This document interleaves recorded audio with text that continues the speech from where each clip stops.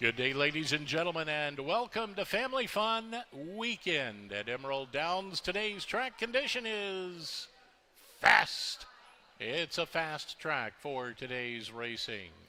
Beautiful day at Emerald Downs. Here now are the changes, corrections, and scratches for this afternoon's racing program. In the first race today, a distance of 1 mile 70 yards. There are no changes in the opener. In the second race, a distance of 5 furlongs, number 2, Girl at Home, has been scratched. Scratch number 2, Girl at Home.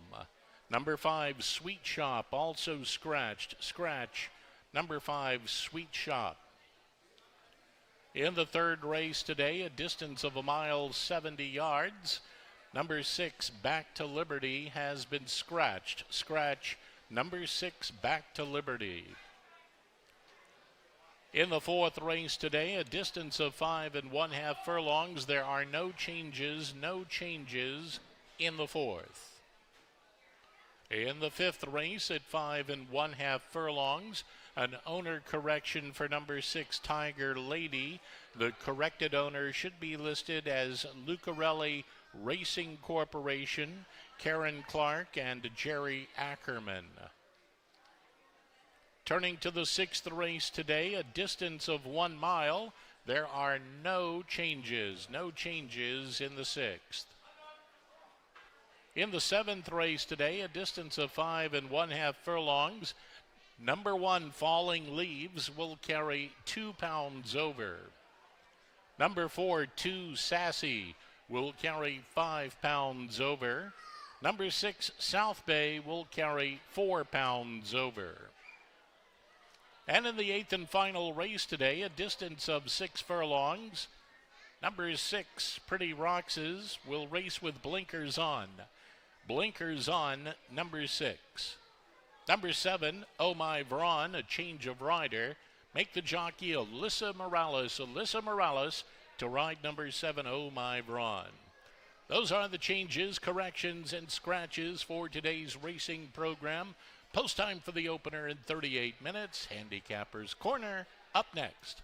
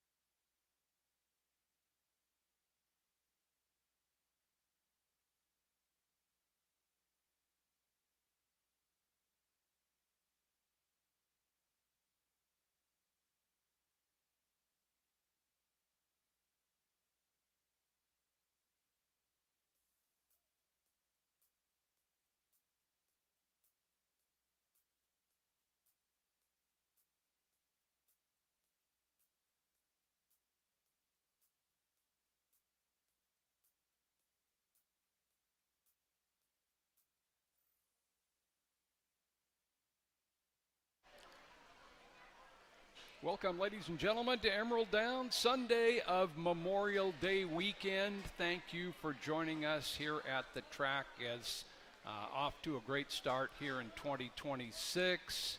Some outstanding action in front of us today.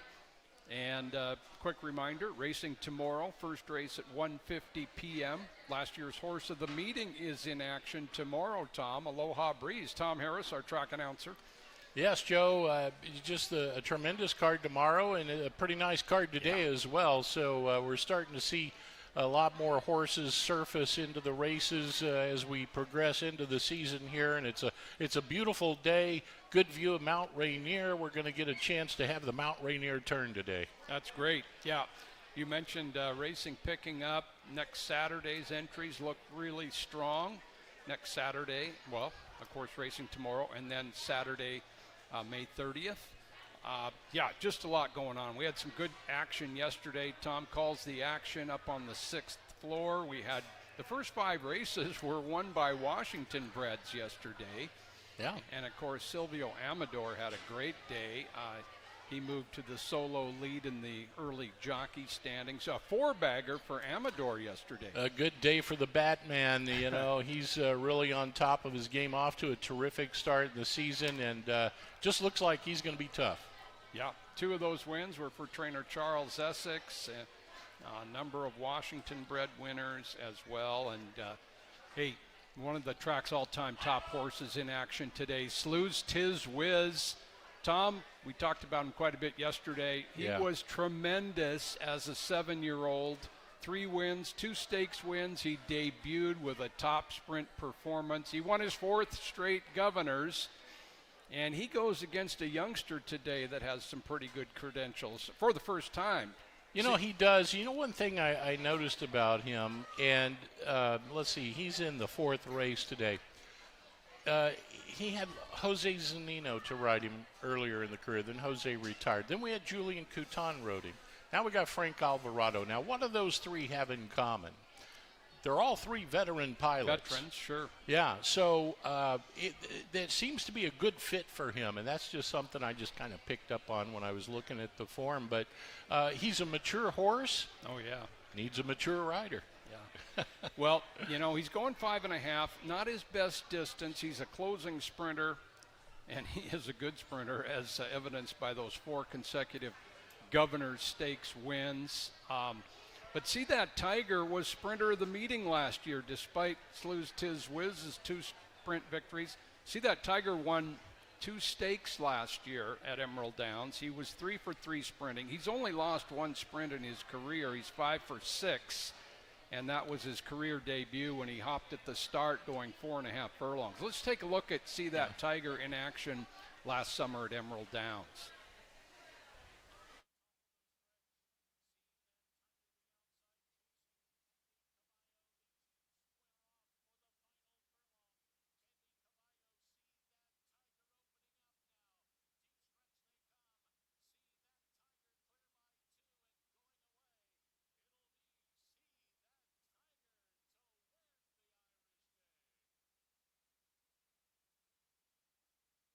Tom called the Irish Day win. Again, 3 for 3 sprinting. Yeah. He's a 4-year-old now. Yeah. And his style, you know, many think that he'll be ahead of Slew's Tiz Whiz for the early part, the turn.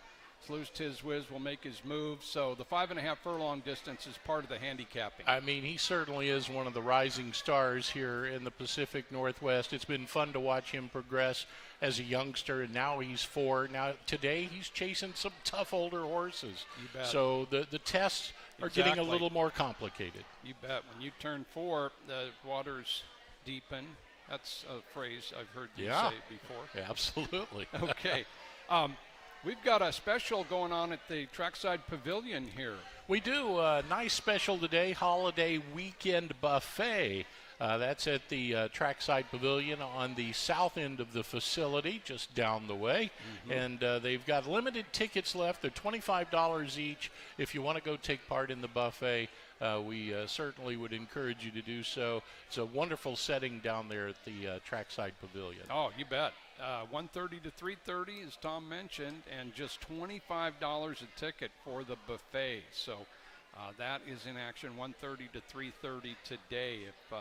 If it's lunchtime for you, or even if it's not. You know. Hey, any time's a good time, right? All right, we have a growing pick six carryover. That jackpot pick six is up to over $5,300. That'll start in race number 3 today, races 3 through 8. So that's just a 10-cent jackpot pick six. And one of the highlights tomorrow, along with Aloha Breeze, is the Chuck Potter Memorial Sprint Series. We've got 2 races for claiming horses. And Jody Peets, Chuck's former fiance, and by the way, Chuck did pass away in the 2000s, an Emerald Downs employee, a longtime fan of racing, really just a super guy and a friend to so many. You know, you and I both worked with Chuck years ago, 30 years ago, or perhaps more recent, but just what a wonderful personality he had. He was so easy to get along with, and a very good guy for racing. You know, could approach any kind of a situation with a smile, and I have fond memories of Chuck. Yeah, he was clerk of the course over there in Yakima during the interim between Longacres and Emerald Downs, and of course director of simulcasting here. Very popular guy. And Jody is sponsoring some added purse money for 2 sprints tomorrow for claiming horses in Chuck's name. So we will look forward very much to that tomorrow. Okay, well, let's talk about some races today. Tom, we've got a 8-race card as we do tomorrow. And let's get to that first race. It's a filly and mare event at 2 turns, a mile and 70 yards. Let's go. Who do you like in the first? You know, I went to the inside here, Joe, with Gold Coast Girl. I think that she'll enjoy this distance here. Has found good success around 2 turns, in the hot riding Silvio Amador on board. Okay, Gold Coast Girl, yeah, she gives a good effort just about every time. So does Diamond D for the most part. She has won here as well. I like Diamond D in from Turf Paradise in that first race, so a couple of opinions in race 1. The second race is for 3-year-old fillies, maiden 3-year-old fillies, 6 furlongs. Let's see, 1, 4, and 6 are first-time starters, scratch 2 and 5. So the only one with experience is number 3. She's a rare beauty. Somebody gets to get their first win today, Tom. You know, this is just such an interesting race, and you got a couple of scratches now coming out of it. So, you know, I ended up with She's a Rare Beauty, the 3-horse, who is going to be a long shot, I think, in this race. But Lenny Cicheron will be the pilot. Opens up at 8-1. I think the 2 scratches changes the race up enough to where you can make a case for anybody now. Gig Street Victory on the inside, also a good price. And, of course, they'll drop a little bit now with the scratches. And then Sweet Smile, the 4-horse, I think very fitting here. So kind of a toss-up dash for me, Joe. I went 3-1-4 here. I took Sweet Smile, the daughter of Smiling Tiger, who just, you know, has been an outstanding West Coast sire and our top sire of races 1 last year, despite not standing here. And that Damn Fragrant Harbor, 3 winners from 5 previous runners, including Duly Noted, who had a lot of talent. She's won 4 out of 5 in her career. So Sweet Smile for me. And Tom, you went with Big Street Victory. I did. Well, the 3-horse. Oh, the 3. I'm sorry. She's a Rare Beauty. The only one that's run. Yep. Short-term memory, man. That's okay. Third race, 4-year-olds and up, around 2 turns, scratch number 6. You know, in this one, Joe, I see it to be kind of a toss-up with Background, who's going to be your likely favorite, but I really like Wood Ceiling coming into this race. Wood Ceiling checks in here, I think steps back to 2 turns after a 6-furlong opener, has good back class to offer into this one, but I think this distance today of a mile 70 is going to be a little bit more to the liking. Yeah, sprint to route for Wood Ceiling for Frank Lucarelli. I'm going to take Background. Just ran so well in his Emerald Downs debut. Is back here, the former Longacres Mile winner from 2021. Mike Puig trained him then, and he's got him now. And didn't have the greatest amount of running room, you know, didn't get stopped, but there was a little box there, and he got the rail late, and Alex Cruz rode him quite well. So I'll take background. Second time over the oval back in, a couple weeks? All right, let's go on to the fourth race, and this is our Sunday feature. It's the Olympic Eagle Purse at 5.5 furlongs. There's See That Tiger, last year's sprinter of the meeting. Boy, Executive Chef, I mean, that horse puts great performance after great performance. He's not a stakes winner, multiple stakes winner. Well, he might have won a couple stakes as a 3-year-old. Anyway, Slew's Tiz Wiz seasonal debut, and last year's top Hastings 3-year-old Ron DeLito on the outside. Yeah, this race, absolutely, you hear the old phrase, you can make a case for anybody. In this one, you really can. You can go down the list with See That Tiger that we talked about. We showed the race earlier, taking on older horses, but does draw a beneficial post the inside.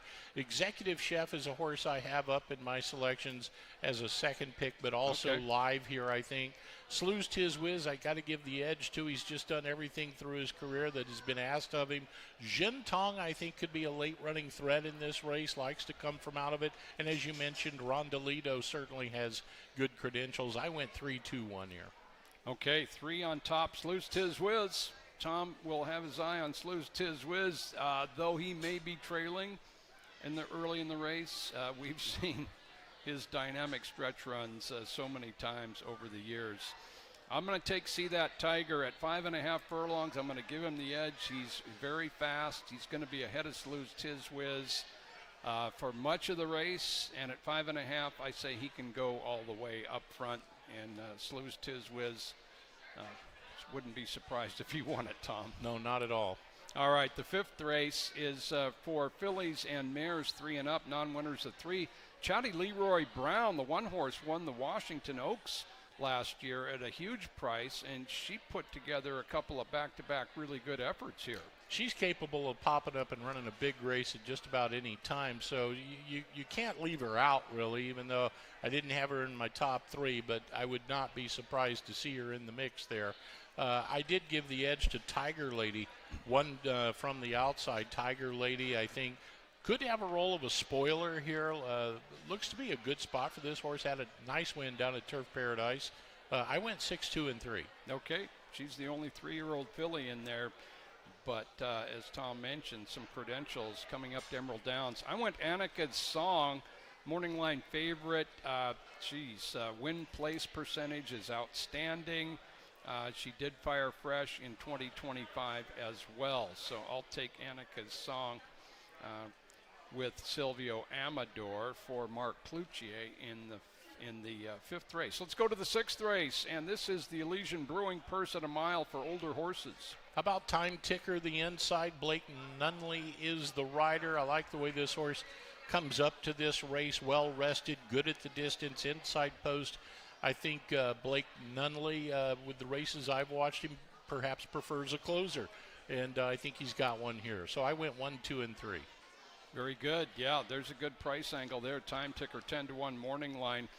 House of Lords was able to beat Benny Buckets at the meeting. Benny Buckets just loves a mile, loves this level. He's going to be tough again, but that win by House of Lords, well, it's right there on paper. We saw it here on the track. I'm going to give him just a slight edge. Number 8, House of Lords. The seventh race is an outstanding filly and mare sprint. Allowance Conditions. Bewitching Joy, the 2-horse, was our top juvenile filly of 2025. Also a stakes winner here last year was Falling Leaves, very fast. And Too Sassy comes in with some Southern Cal credentials, Tom. You know, these are a lot of interesting fillies we watched last year as 2-year-olds, some of them. And as they begin to mature now at age 3, sometimes you can see a little bit of a changing of the guard, perhaps. Some of the horses move on and mature quite nicely. So that's what's going to make this race interesting, I think. Who's going to be able to hold on to that 2-year-old form and carry it into year 3 and onward? So that said, I like Storm Harbor. Okay. Storm Harbor just looked really good, and I like the way this horse comes off of that razor-sharp debut win, goes against class horses here for sure, gets a big test in this one. Okay, yeah, she was kind of in a race by herself a couple weeks ago for Steve Bullock. and was very impressive. Does she fit with the stakes winners? I'm going to give the slight edge to Too Sassy in here off her Southern Cal form and earlier form after her stake win. She just has been in some big spots and come through pretty well. Sam Scola, Mary trainee, Silvio Amador with that mount. All right, that's a real interesting race. As we mentioned, Bewitching Joy, neither one of us going in her direction, and she rattled off 3 straight wins at the end of last year. 8th and final on a Sunday is a maiden race for fillies and mares. I went to the inside with My Ileana, who stretches out just a little bit today, draws the rail. This is the second start since arriving from Santa Anita and Los Alamitos for this one. Adrian Castellanos does the guiding. For the top 2 positions, I went to the bookends. My Ileana on top with number 7, Oh My Vron, second selection. I went 1-7-2 here. Okay, I see that. I'm going to take Pretty Rocks, the 6th, second time starter. She broke slowly, and it was a slow pace up front, so that is not a great recipe for success. Career debut, a learning experience for her. Of course, when you break slowly, often you go wide around horses. She did that as well. I'm thinking this daughter of Ohm can run a whole lot better. Actually, she's by Lynchpin. Excuse me, Boz. Lynchpin is the sire of Pretty Rocks. I'll take her. Tom goes 1 in the 8th. We've got a lot of work to do. So the kids race after the 3rd as well. Kids, you want to get out in the park area probably around 2:50 p.m. It's after the 3rd, so get out there before the 3rd race and you'll have your fun as well. And the kids, if they participate, they'll get an ice cream at the end of the race in the winner's circle. So you dash the course and get yourself an ice cream. If I could run, I would participate, but I'm really slow. You're getting ready for another event. You know, we got the Belmont, too, just a couple of weeks away. That's exactly. going to be here before you know it, Joe. And a little Belmont note. I have to share these things once in a while. You know, you look back through history, guy by the name of James Rose Sr. won that race 8 times, won the Belmont Stakes 8 times. The only one to get close is Woody Stevens, who had 5 Belmont winners. Just a little teaser as we start to step up to the Belmont here in a couple of weeks. And, of course, Woody Stevens won 5 in a row yes. there in the 80s. All in the 80s. Yeah, amazing. Okay, great national anthem upcoming and much more. The first race is less than 20 minutes away here at Emerald Downs.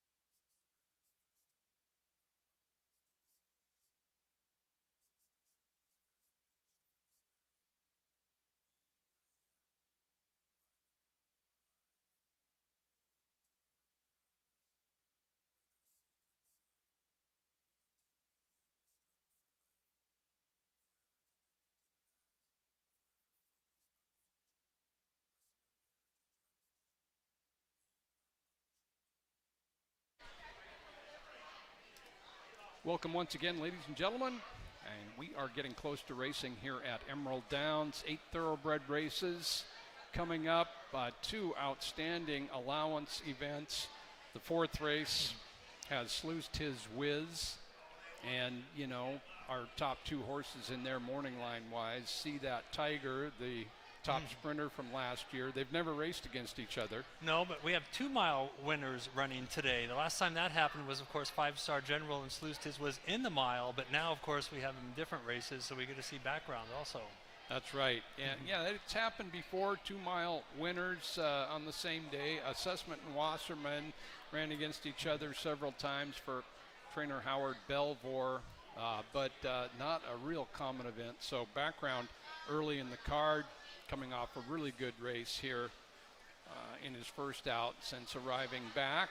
And Sleuth's Tiz Whiz and See That Tiger, not the only 2 in there. There's Executive Chef, who knows nothing but to run top sprints around here. Jin Tong has that long history of great finishes, whatever race he's placed in. And Ron DeLito, the top 3-year-old from Hastings Park last year. That's race number 4. Before that, the kids get to run down the stretch at Emerald Downs. So once again, 12 and under kids congregate out in the park before race number 3. And you'll get your chance and a little ice cream afterwards as well. Okay, Joe Withy along with John Lindley of Parker's. You can get John's tip sheet for just $2 at our program stands, Customer Service Center on track level and up on 5 as well. And John, hey, our fans benefit from his expertise. So happy to have him right here on weekends.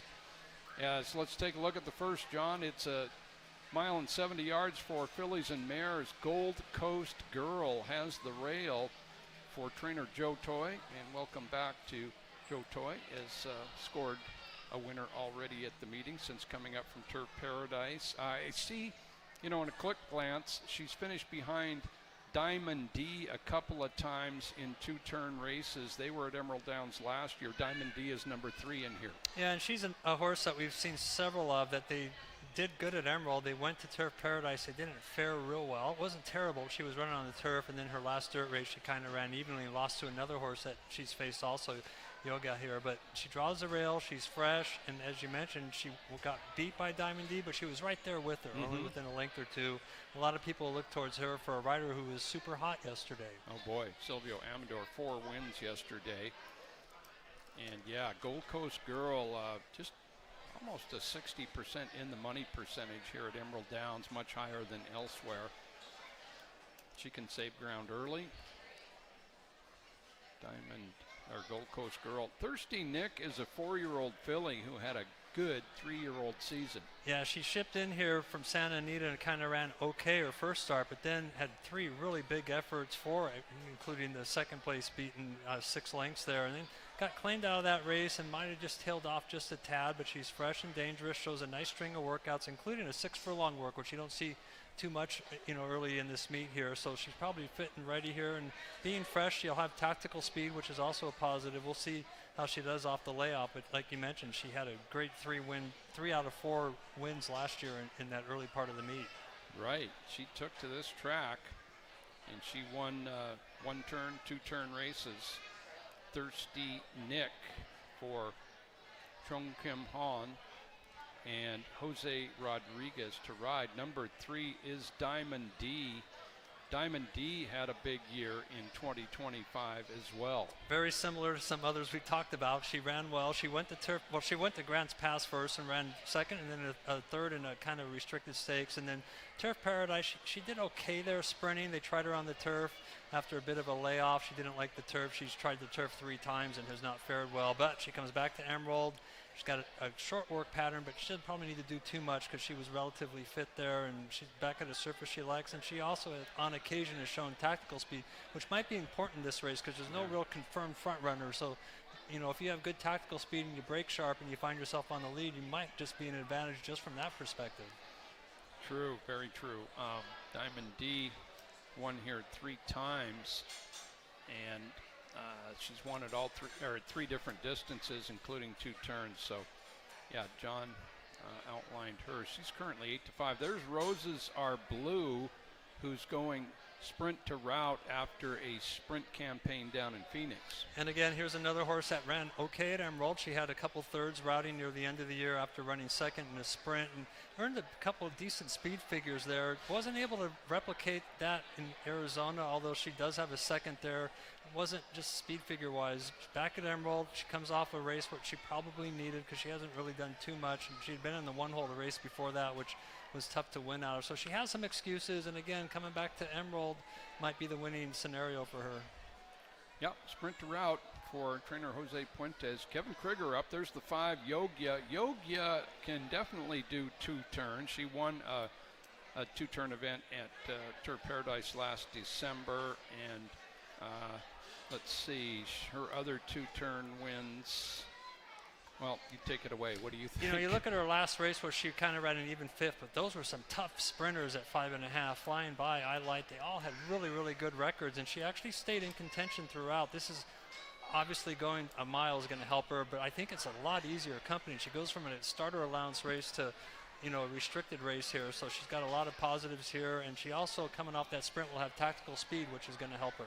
For Joe Toy on the track for the first.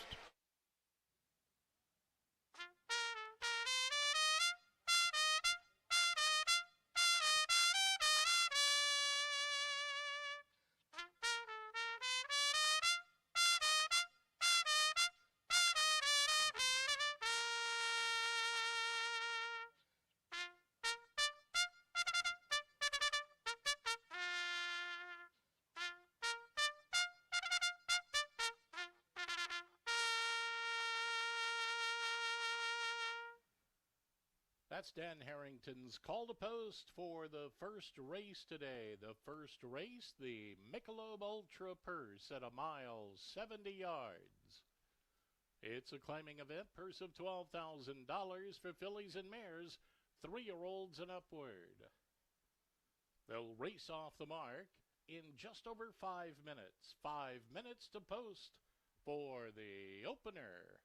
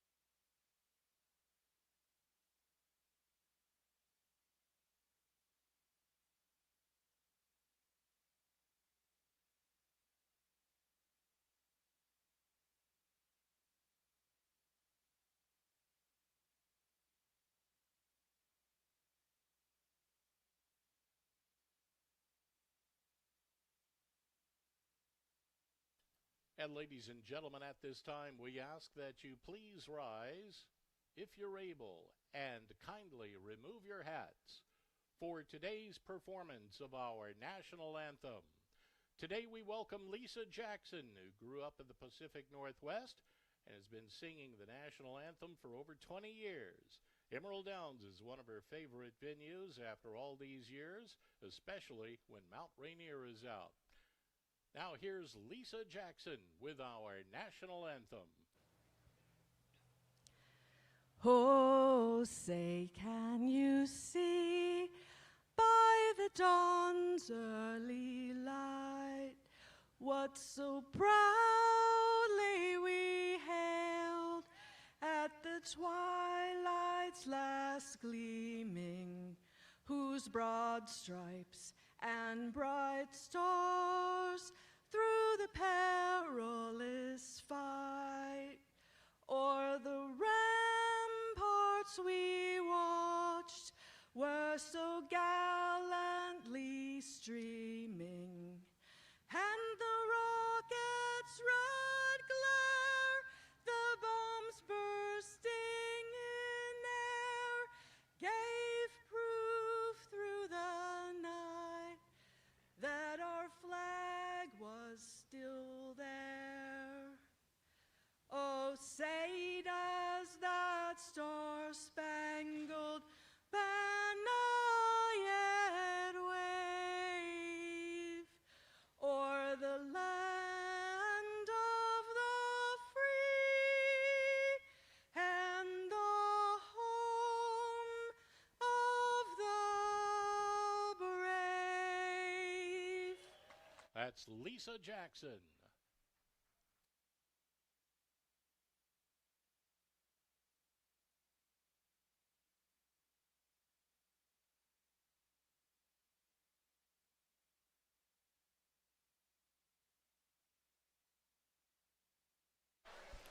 Race 1 coming right up. It's the start of our early pick 4. Rolling doubles, rolling pick 3s. Fillies and mares at 1 mile and 70 yards. Let's head up to track announcer Tom Harris. Well, Joe, as they make way to the starting gate, I go to Gold Coast Girl, number 1 in this race. I think that she'll enjoy this distance here today. She comes into a good post position. Hot riding Silvio Amador on board. I go 1, 3, and 5 here in the first. Very good. Gold Coast Girl, well familiar here at Emerald Downs. John Lindley. Same horses, a slightly different order. I'm going to try Diamond D only because tactically I think she may be a step quicker than Gold Coast Girl. I don't know if she is over Yogaya, but I think she'll draw on inside there. She might have that advantage going into the turn. We'll see if that's the case. I'm going to take Diamond D as well, coming in from Turf Paradise, as is Yogia, the 5. But Diamond D liked Emerald Downs last year and ran quite well here. I'll take the 3 along with John Lindley. Tom Harris on the 1 here in the first.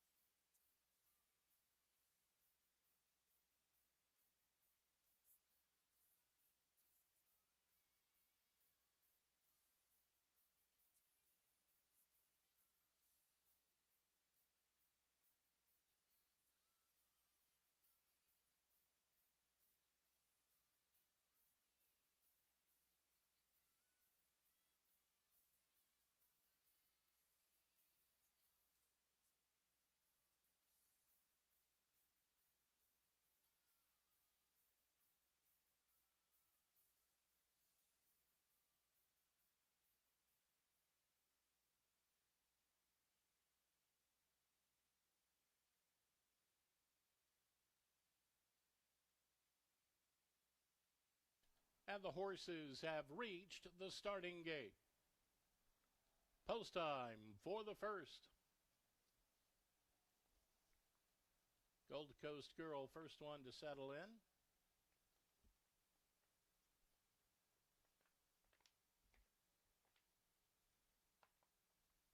Thirsty Nick to move in right alongside. Now comes Diamond D.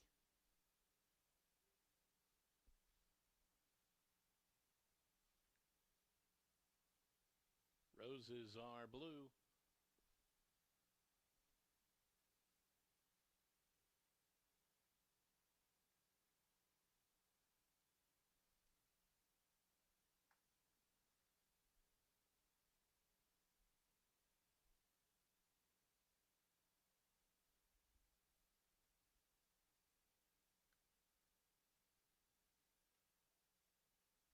are blue, just a little unhappy back of the gate.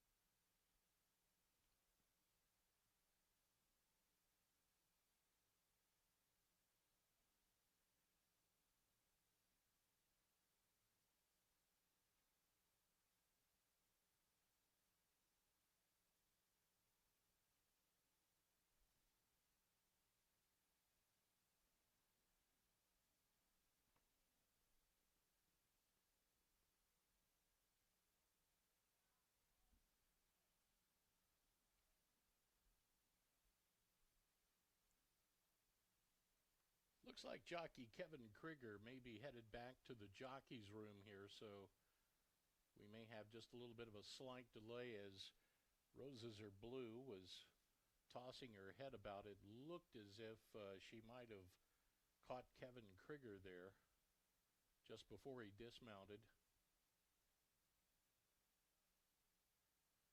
So being taken back to the paddock, Roses Are Blue. We'll stand by to see all of the official info here in just a few moments as the runners are backed out of the gate.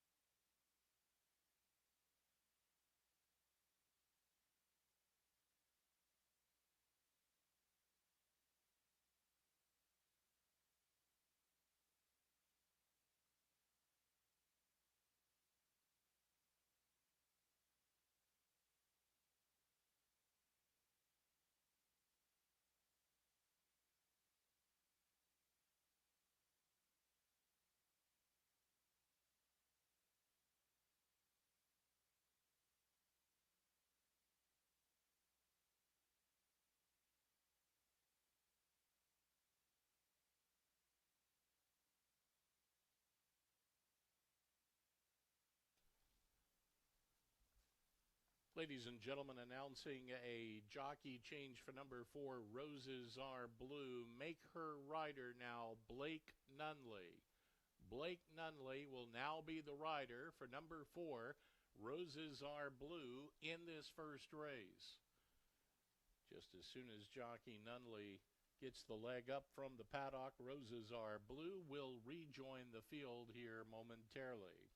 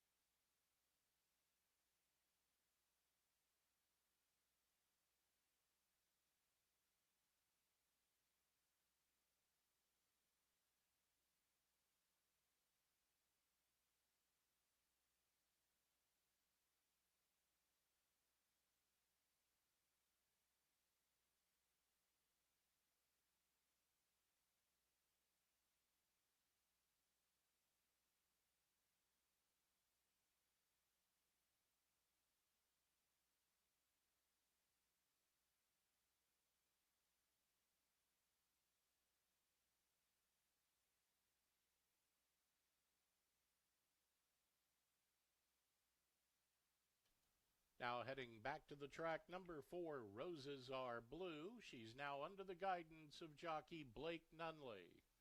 Now rejoining the field.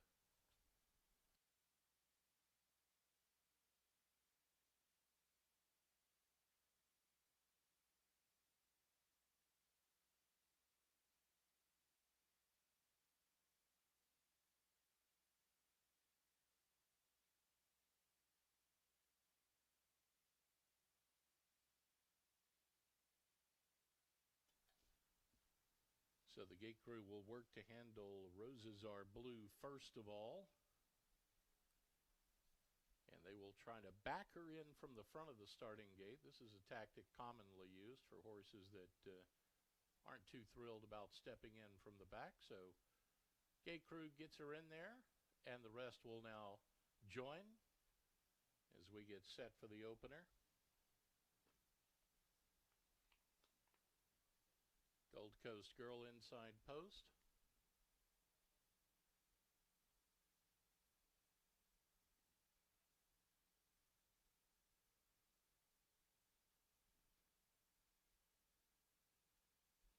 Now comes Thirsty Nick.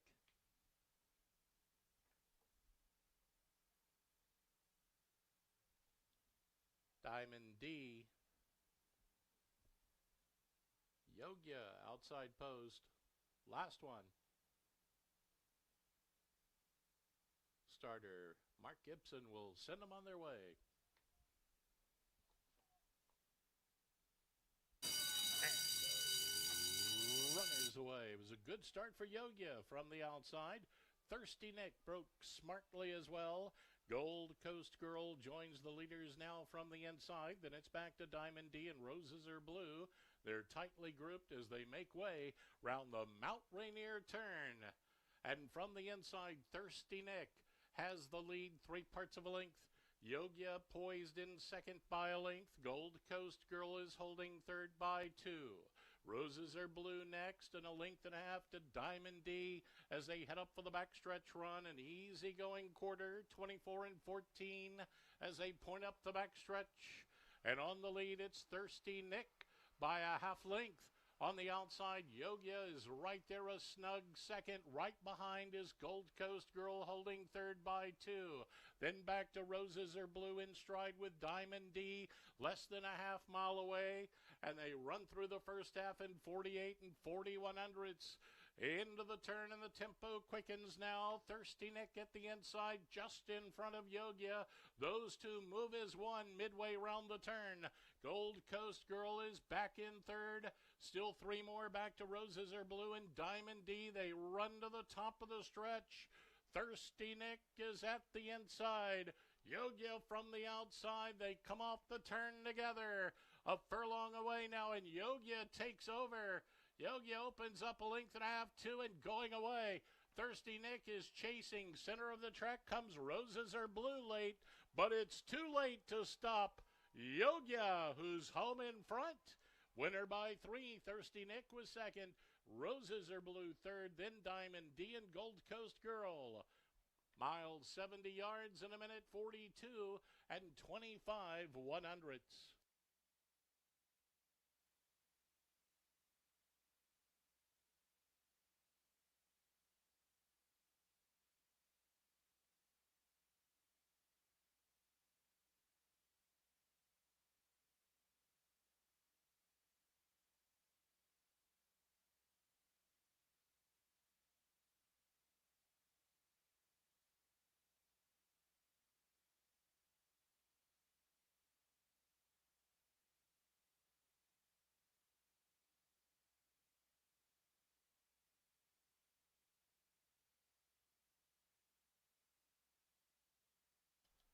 Your attention, trainers Candy Kreiderman and Faustino Patino. Contact the claims clerk, please. Trainers Candy Kreiderman, Faustino Patino. Contact the claims clerk, please. Unofficial order of finish appears on the totalizator board. Finishing first, it was number 5, Yogia.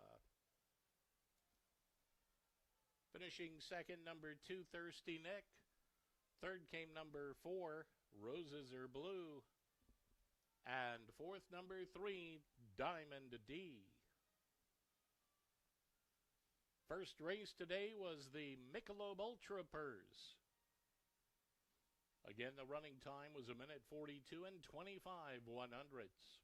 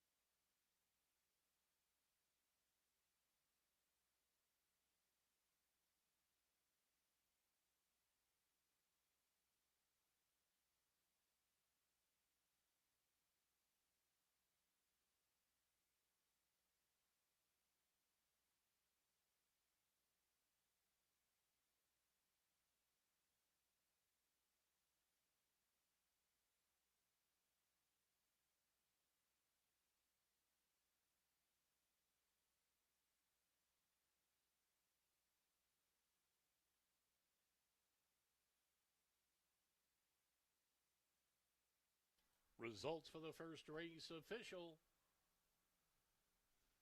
Into the Michelob Ultra winner's circle, Yogia. Owned by Wayne Williams or Terra Firma Farm. Trained by Joe Toy and guided to victory by Carlo Lopez. Yogia is a 6-year-old chestnut mare by Palace Malice from Champagne and Caviar. She was sired by Van Nistelrooy. Bred in Kentucky by Raymond Quick and Paul Goldberg.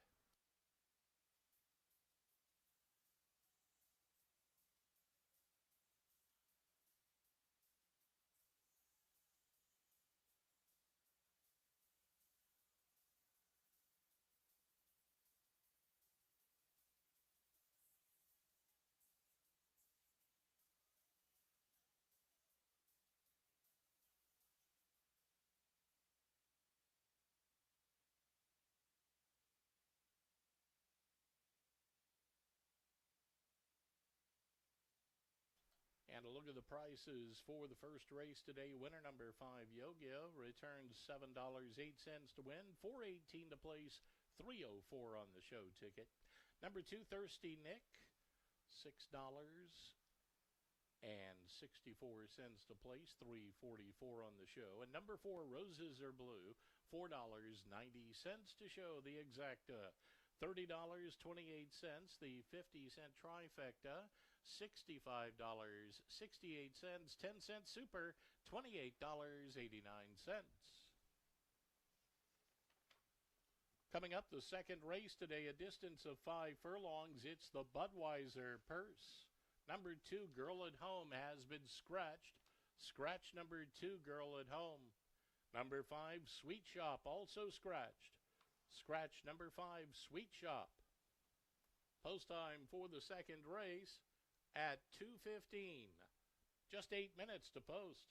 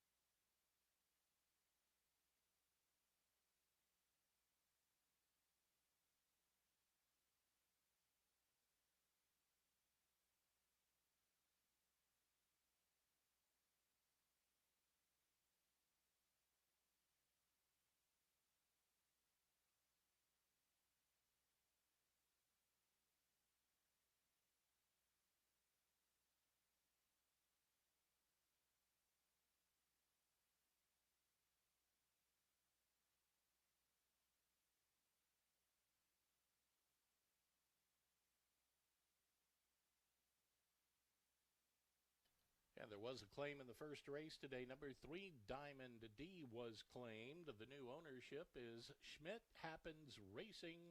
The new trainer, Faustino Patino. Number 3, Diamond D, was claimed from the first race.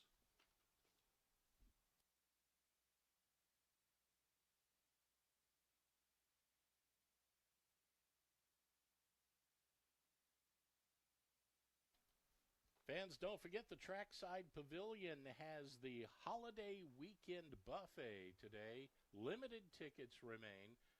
It'll go from until 3:30 today. It'll be available until 3:30 today while the tickets are available. They're $25 each. The Trackside Pavilion, it's on the south end of the grandstand.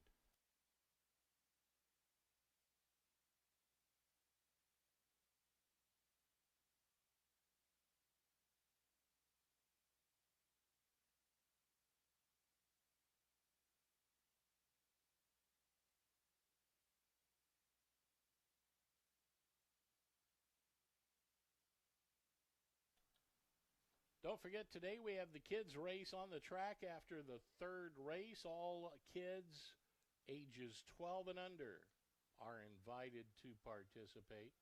And all the kids get a free ice cream in the winner's circle after the race. Parents may accompany the younger kids on the track. It's all for fun. Please gather in the park area at 2:30. The kids race coming up after today's third race.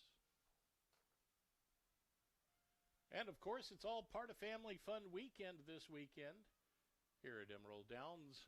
And it's presented by our good friends from Leaf Guard.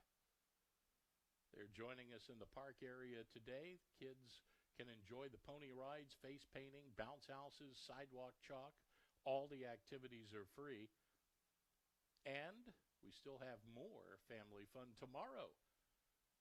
Holiday Monday racing, Memorial Day post time 1:50 tomorrow.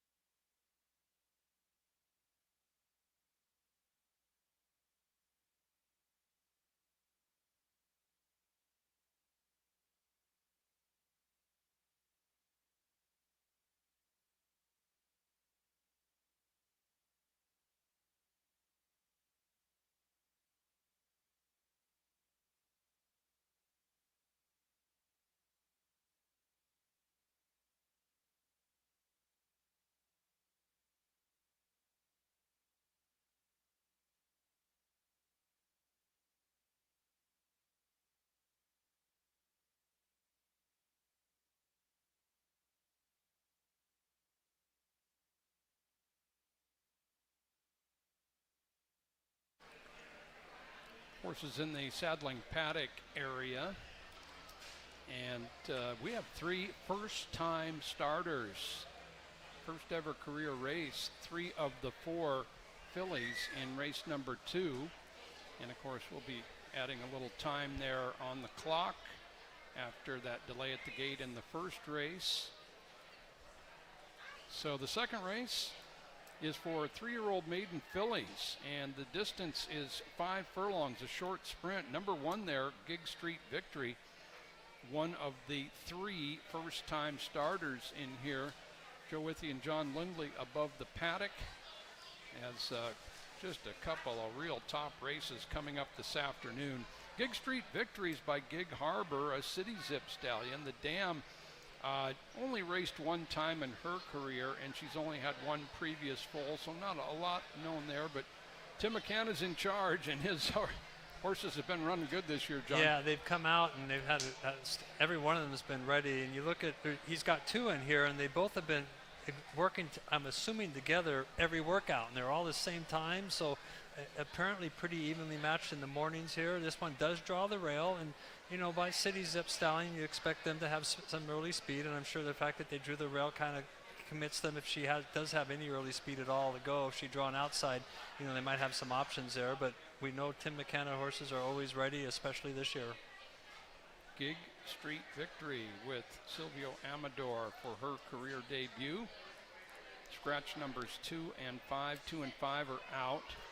Number 3, She's a Rare Beauty. She's the only one with experience, and she did run here a couple of weeks ago. Yeah, after the 2 scratches, as you mentioned, she is the one with the experience. And in that race, she didn't have the best of trips. She was forced in at the start, and then she was in tight quarters entering the turn, was under restraint, and had to move from the inside to the outside and ran evenly. Now, when you get beat 12 lengths, originally you think that doesn't sound good, but it does when the race is at 56 and 4, which is super fast time. We're going to see the winner of that race later today. Gets out of the gate cleanly. The fact that she has a little of experience and the fact that she comes out of a really, really fast race, for me, you know, has a much better than looks effort here, and probably one of the, you know, she'll be a contender for just the fact that she has experience, but that race was a lot better than it looks. Very good. Good tip there on the 3-horse. Number 4 is Sweet Smile. She's by Smiling Tiger, who was our leading sire of races 1 at Emerald Downs last year. And the Dam Fragrant Harbor, a win and a second from 2 career races. She's had 3 winners, including Duly Noted, who's 4 for 5. So some pretty good breeding notes here. Yeah, another Tim McCann. This is, we talked 2 horses. He has both. They both appear to be working similar to each other, probably with each other. This one, as by Smiling Tiger, maybe has the stallion that people are a little more familiar with, but definitely bred to come out running. Okay, there's Sweet Smile with Frank Alvarado. And in orbit is going to be the 6-horse for Mark Pluch here. Cloud Computing is the sire, and the Dam was not a winner in limited starts, but she has produced 2 winners from 3 previous starters. As we go to the track for race 2.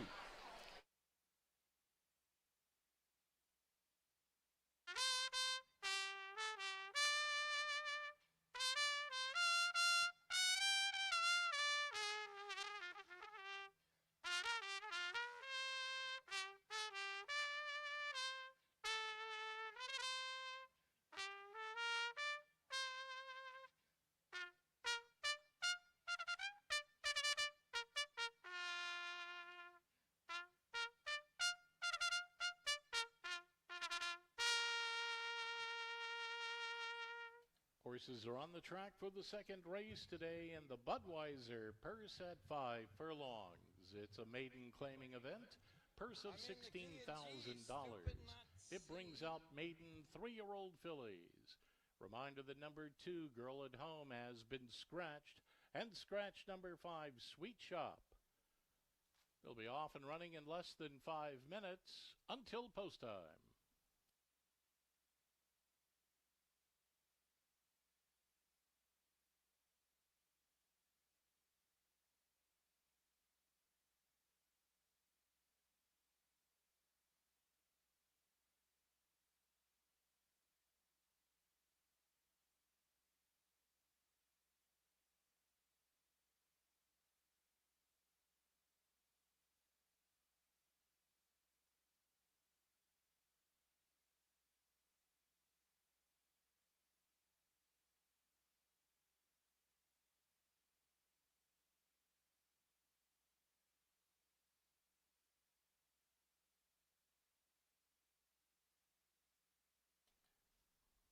Ladies and gentlemen, looking ahead to the third race today, number 4, Brother O'Brien, will now carry 2 pounds over. 2 over for number 4, Brother O'Brien. That's in the third race today.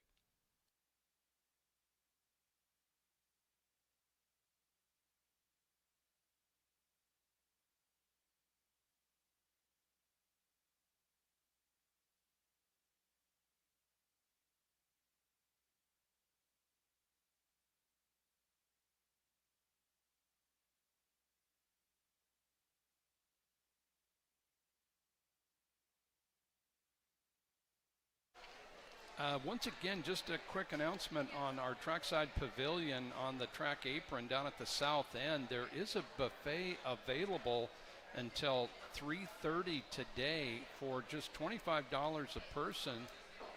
If you're interested in lunch or a nice buffet, the pavilion is open today until 3:30.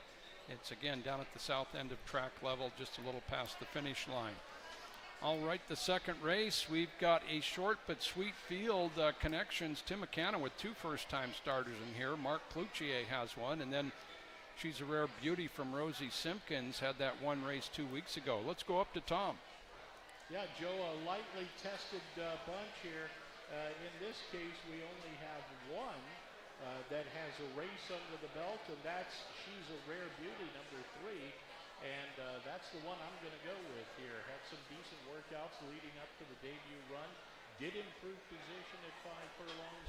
Was fanned 3 wide, but again, it was her first trip. I'll look for her to have a cleaner race here today. She's a Rare Beauty. Lenny Cicheron has the call.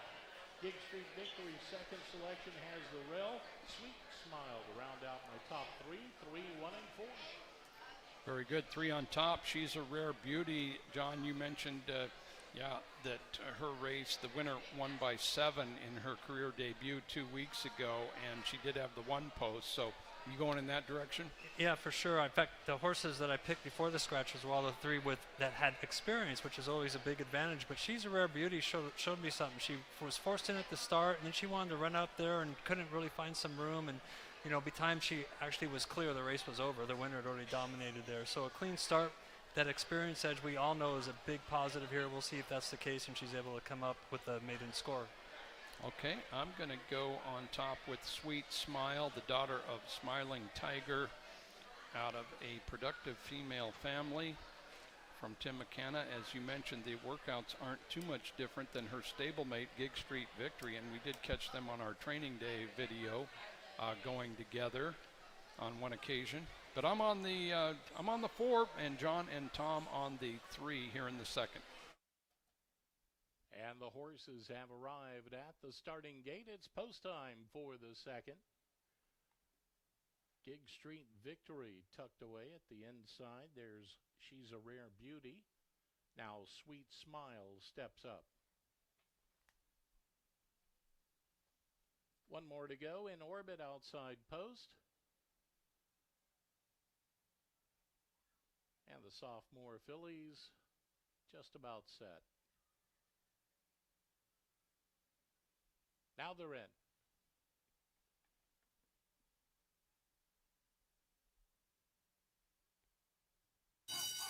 And runners away. Quartet let go for 5/8 of a mile. Good start on the outside in orbit. Broke smartly. Goes right to the front. She's a Rare Beauty to run with that one. Those two pair off about 4 or 5 from Gig Street Victory. Then there's another 4 back to Sweet Smile at the tail as they take it into the far turn. 3/8 of a mile remain. Opening quarter, pretty swift, 21.92. Midway round the turn on the outside in orbit, just a nose in front. She's a Rare Beauty is right there. They go together to the top of the lane. Then it's back to Sweet Smile and Gig Street Victory. Off the turn and homeward bound.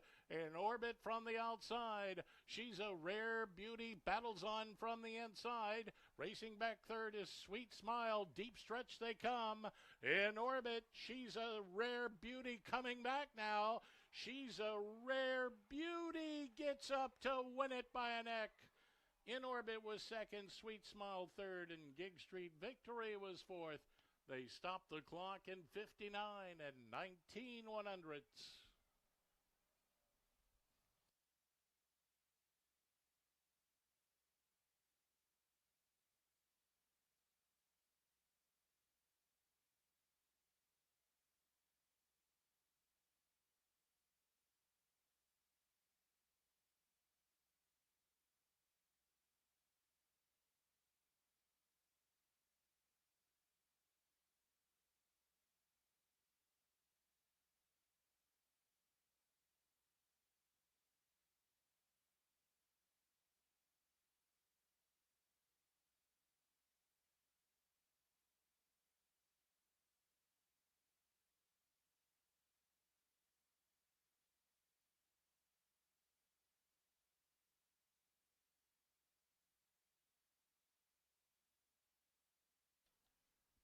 Second race today was the Budweiser Purse.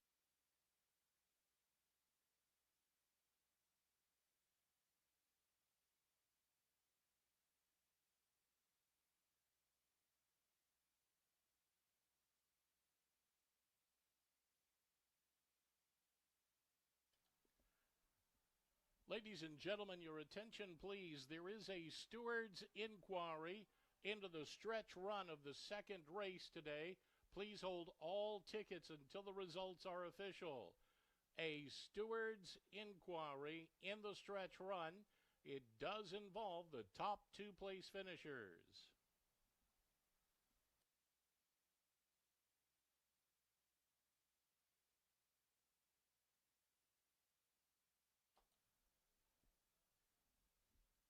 There was a photo finish for the second race today. Once again, the second race, the Budweiser Purse. Running time 59 and 19/100ths.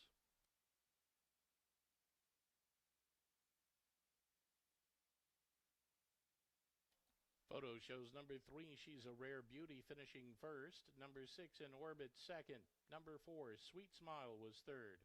Number 1, Gig Street Victory, was fourth. Still a steward's inquiry pending on this, the second race.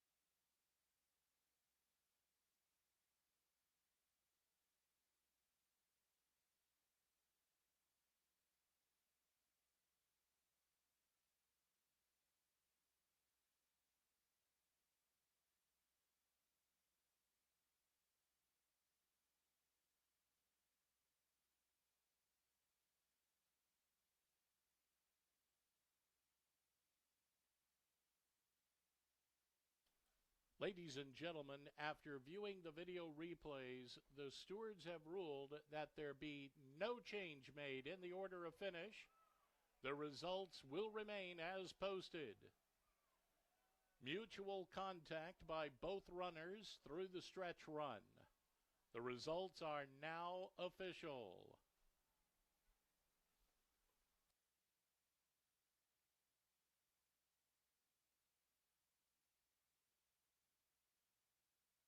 Into the Michelob Ultra winner's circle, she's a rare beauty. Owned by John Kinsland and Celeste Brady. Trained by Rosie Simpkins, Lenny C. Chiron. On board for the winning ride. A 3-year-old bay filly by Stanford. From Miss Dulce, she was sired by Unbridled Song. Bred in California by Stormy Hull and Guy Hall.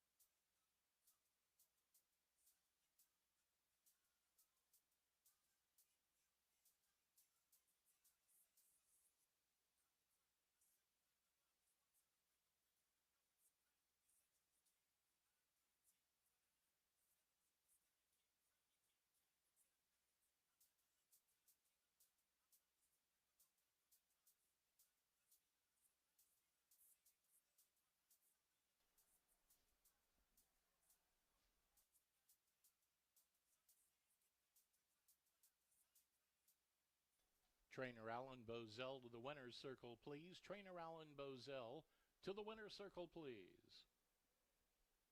In the second race today, she's a rare beauty, earned the Big Check Award, was eligible for the SIP Maiden claiming $25,000 category. Congratulations to the connections. She's a rare beauty, getting the Big Check bonus today. A look at the prices for the second. Winner number 3, she's a rare beauty. $712, $290 on the win in place. Number 6 in orbit. $310 on the place ticket. No show wagering as number 4 Sweet Smile finished third. The exacta $8.95. The early double $22.15. 50-cent trifecta paid $7.46. 10-cent super $1.92.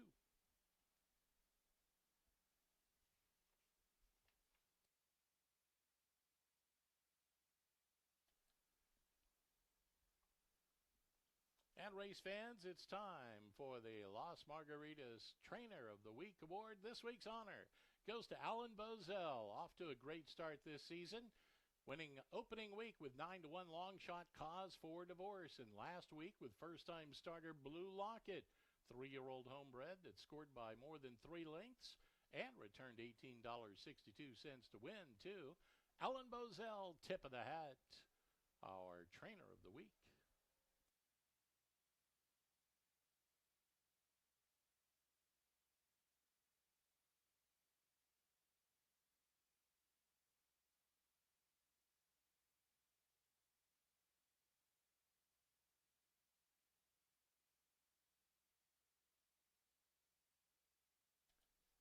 Coming up, the third race today, a distance of 1 mile 70 yards. It's the Leaf Guard purse. Number 4, Brother O'Brien, will carry 2 pounds over.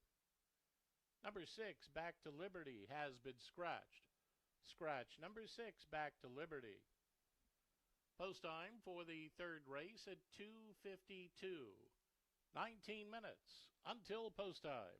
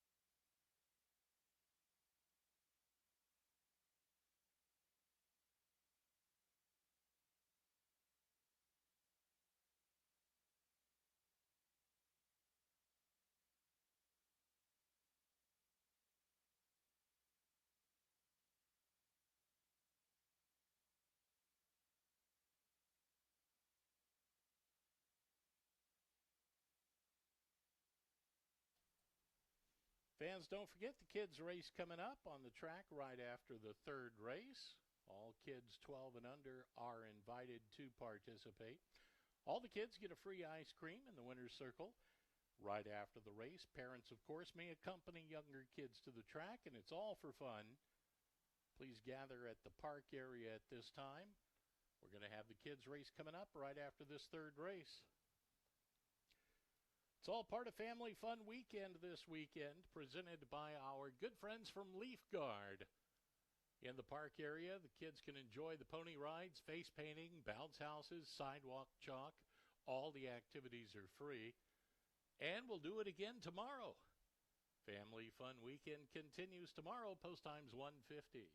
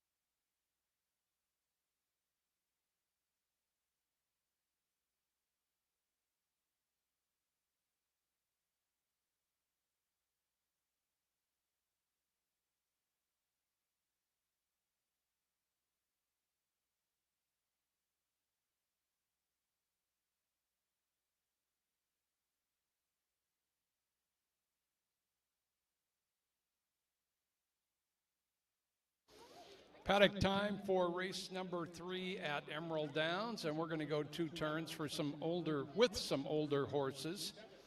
And Frank Lucarelli has a charge in here. Frank's our all-time leading trainer, member of the Washington Thoroughbred Hall of Fame, and a very proud grandpa as well, Frank.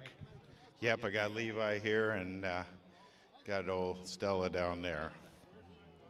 Brings a smile to Grandpa Lucarelli, but Frank, great career. You're off to a good start at this season, and busy day today. You got Wood Sealing in here. Tell us about him a little bit. I see his last 2 wins are sprints, but he can route as well. Yeah, he can, and I actually think he'll be a better router when it's all said and done, but thought we can get him up or near the pace here and get a good breakaway. Didn't break that sharp last time, and speed was good, and he just kind of got lost, but hoping for a lot better out here. Okay, and Frank has got 2 fillies in the 7th race today. By the way, that 4th race is a pretty cool race with the great Slews Tiz Wiz taking on that awesome sprinter, See That Tiger. I know you've watched those 2 race a lot. Yeah, I've watched them all the time, and they're both pretty darn good horses, and when you get to see those kind of horses face each other, it's a lot of fun. For me, I'm excited to watch it. Yeah, that's coming up in the 4th. But Bewitching Joy was our top 2-year-old filly at the meeting. I think she was 3 for 3 under your care with 2 stakes wins, and just had that relaxed style and make the big move. You have to be happy with her progress last year. How about for 2026? Yeah, I'm pretty excited. She grew up a little bit more, and she's a nice big filly. 5.5's probably not going to be her best go, but she's sharp and fresh, so hopefully we can stay close to some pretty speed balls in there and hope for something good. Something good came from Bewitching Joy last year for sure with those 2 stakes wins. And Coda Valor had a good 2-year-old filly season as well. She's in the 7th race. Yeah, she's very solid and runs a good race. She ran a good out here in Phoenix in her only start this year and does have a race under her belt. So she's trained well, and I'm expecting a good out of her. Okay, some good chances for trainer Frank Lucarelli today, including wood ceiling here in the third. Frank, busy day with the family here and some good horses in. Let's enjoy the afternoon. Yeah, hopefully for a great race day, and we'll have fun. Frank Lucarelli joining us with his grandson Levi here at the track today. And Stella is here as well, his granddaughter. Good to see you, Frank. Good luck today. Thank you. You bet. And here's one of your clients, John Lindley, here as well. John, you have a 2-year-old in the Lucarelli barn this year. Yeah, I bought a horse at auction, which I'd never done before. I think the first horse I owned was 1988, so it took me almost 40 years. But we'll see how he does. He's in training, and he's slowly getting there. That's great. Well, let's take a look at the horses for the third. You're the Cause won the Muckleshoot Derby a few years ago. Boy, on his best day, he has got a great closing kick, and he's in the barn of Debbie Van Horn as he was a few years ago. The pace in this race a little bit in question. Yeah, you look at this field and you know that the Black Straight wants to be on the lead, and as Frank said, his horse has got some tactical speed, and Background, of course, can stay close, but you're going to have to catch a Black Straight. But You're the Cause last time acted like a horse to me that needed a race. He broke sharp, but then he fell back, and he kind of ran around the track. On the second turn, he went wide, and he ran evenly. He has every right to improve. The fact that he drew the rail, and you know, he does like to close, but one day he was on the lead. A while back he was on the lead, but we know he's a closer, we know he's going to get a stalking trip, and we know he's capable of better. Okay, You're the Cause from the rail with Javier Matias. The Black Strat, trained by Joe Toy, is in from Turf Paradise. He's been racing on the grass, but he does have several dirt wins in his past. Yeah, he has 4 wins, and 3 of them at this distance, which is surprising because you don't see too many mile 70-yard races. But as you mentioned, he is fast early. He's been setting some super fast fraction in turf races and paying the price late. If he can control the pace a little better today, he can definitely hang on. He's the horse to catch. 10 lifetime wins. Yeah, 10 lifetime wins, and you're right. He's definite pace horse. I hadn't seen him run yet, but overlooked him. The Black Strat from Joe Toy with Silvio Amador. Background won our 2021 Long Acres Mile, and Mike Puich was his trainer then for Bob and Paula Rondo, and Mike's got him back here. He really ran a good race first out this season. Yeah, he ran a great race that day. He sat inside, had to wait just a tad, and when he was able to finally get clear in the last 100 yards, he was trying to catch the horse that got the jump on. It didn't happen, but it was a much better race than his previous races. He should again get a nice stalking trip. We'll see if he can break that long losing streak. He is a very strong competitor. Background, if he is in the thick of things as he showed here in his first start, he got a little racing room at the end, and Alex Cruz brought him up the rail for a strong second place finish. Brother O'Brien ran quite well here last year and loves this distance. Yeah, when he shipped from Santa Anita, he went off favored, and he was lagging back early, but they were flying, and he was flying late, and he was able to get the job done. Came off a month layoff after that and kind of ran evenly some pretty tough horses, and then has been off since then. But this barn has him ready off layoff, so you got to respect him. Brother O'Brien, the 4, with Kevin Krieger. Kevin just knocked in the mouth a little bit there by the gate in the first race. He is back aboard. And Wood Ceiling, Frank Lucarelli expects him to be tactical with Isaiah Enriquez. Yeah, it was interesting that Frank said he thought when it's all said and done, he's a better router. Well, he is by gun runner, so you would expect that to be the case. And he comes off an even sprint. You know, he ran against Dirt Road Red. Well, those are some tough sprinters when you're running against Dirt Road Red. This is a little easier company. He figures the track, the Black straight out of the gate. We'll see if he can outfinish him at the end. Okay. Good strong field going 1 mile and 70 yards here at Emerald Downs. Race number 3 coming up.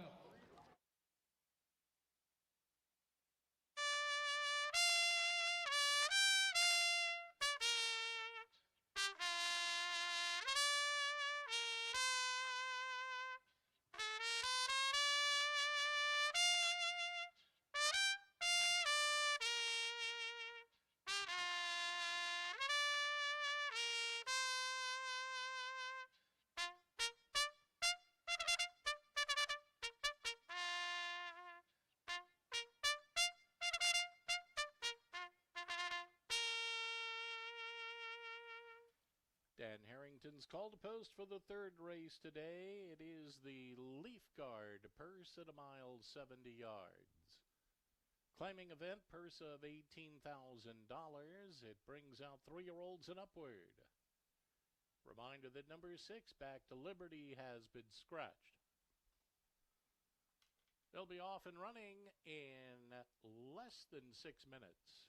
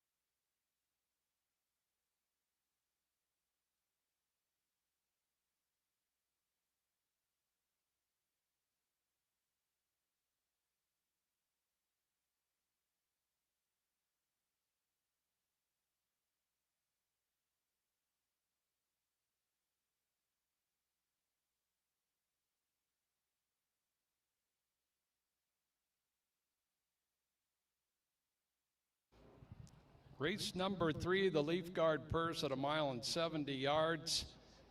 And a field of 5. This is going to start our 10-cent jackpot pick 6 wager. Jackpot pick 6, you can still get in. Just 10 cents gets you 1 horse per race.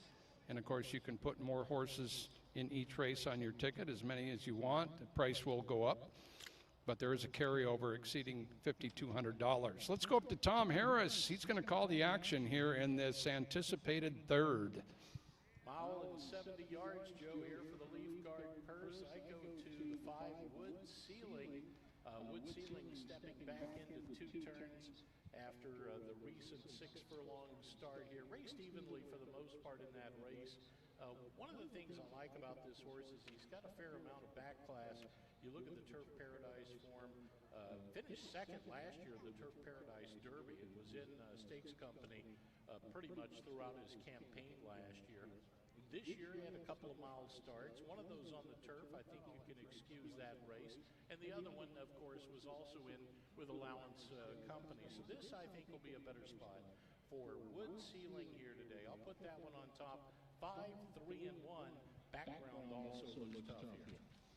Okay, 5-3-1 for Tom. Yeah, Wood Ceiling, a stake winner last year at the age of 3. He's the youngster in the group. Let's go to John Lindley. Yeah, when Background showed back up to Emerald a couple weeks ago, I kind of ignored him. He just didn't look like he was the same horse that he had when we had seen him previously. But he woke up. On the first turn, you could see he wanted to run. He's back on his home ground. I expect him to run another big race. We'll see if he can break that long losing streak. That was an impressive effort.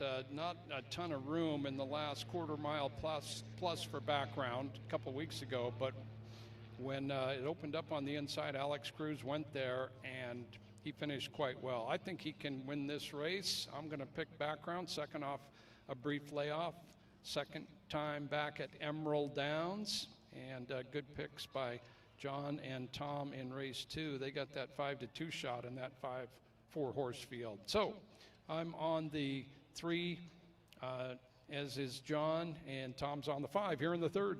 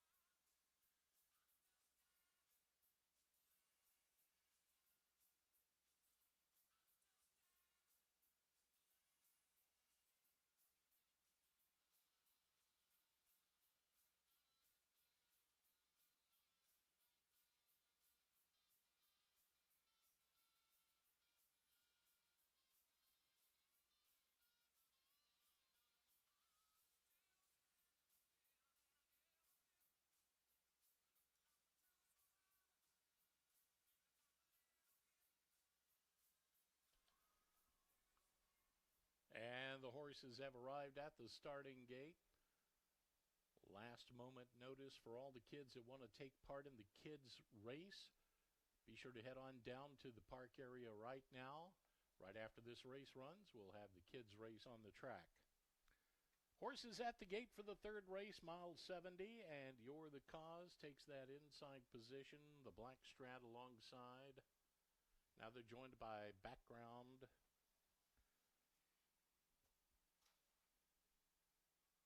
Brother O'Brien, Wood Ceiling last one.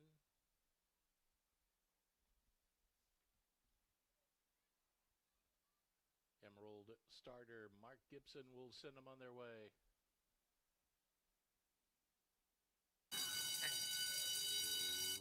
Runners away, and it was a good start for Background. Broke smartly. Wood Ceiling is right there to take over now. Brother O'Brien racing a patient 3rd early. The Black Strat directly back of that, and You're the Cause as they get ready to make the sweep round the Mount Rainier turn. And midway round the turn, Wood Ceiling sets the tone here and leads it by a length. Background from the outside, tracking in 2nd, a length and a half to Brother O'Brien, holding 3rd by 2.5 or 3. Then it's back to the Black Strat, 2nd last, and You're the Cause at the tail. There's 7 front to back as they head up the backstretch, 24-12, an easy opening quarter here, and Wood Ceiling continues to bring them along. Background on the outside, shadowing the leader by a length and a half. Brother O'Brien's holding 3rd, moving through now. The Black Strat gets a shake of the reins, 2 more. Back to You're the Cause as they take it to the far turn after a half of 48 and 12 100ths. 3/8 of a mile away, and Woods Ceiling let out a notch, goes on to lead it by 2. Background is chasing from second. Racing on at the inside, Brother O'Brien is back on now as they run to the top of the stretch.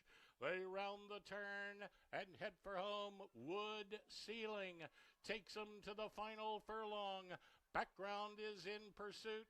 And from the outside, Brother O'Brien, deep stretch they come. Wood Ceiling digs in. Here comes the challenge of Background and Brother O'Brien. Brother O'Brien, Background. Those two hit the line together. Background and Brother O'Brien right there together. Wood Ceiling back of that. You're the Cause in the black strat. Time on the board, 1:40 and 80 100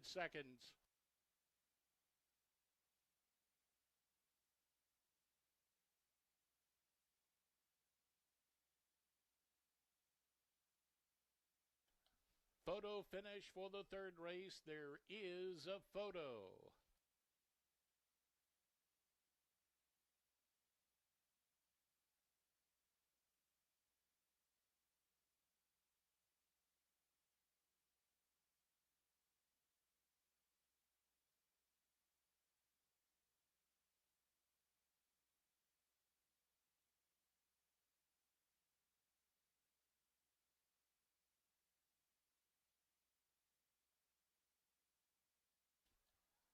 Here's a look at the slow motion replay on the photo finish. And the photo shows number 4, Brother O'Brien, the winner. Number 3, Background, was second. Number 5, Wood Ceiling, was third. Number 1, You're the Cause, finishing fourth. Last call for all the kids that want to take part in the Kids Dash. Head on down to the park area. We're going to have the Kids Dash coming up on the track here momentarily.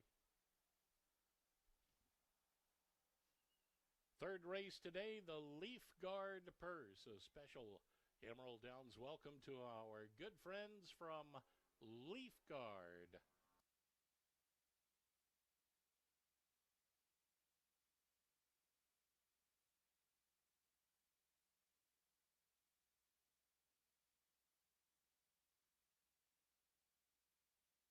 Running time of the race, 1:40 and 80 100.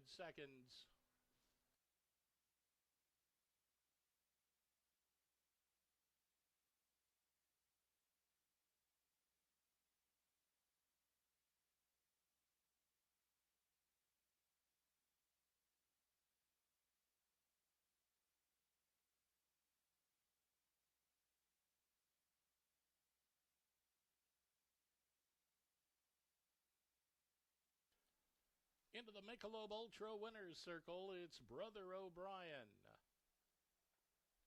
Owned by Hearn LaPlay Racing, trained by Tim McKenna, ridden to victory by jockey Kevin Krieger. Brother O'Brien's a 5-year-old, bay gelding by Mr. Big from Previewer. She was sired by Sky Classic. Bred in Kentucky by George Krikorian.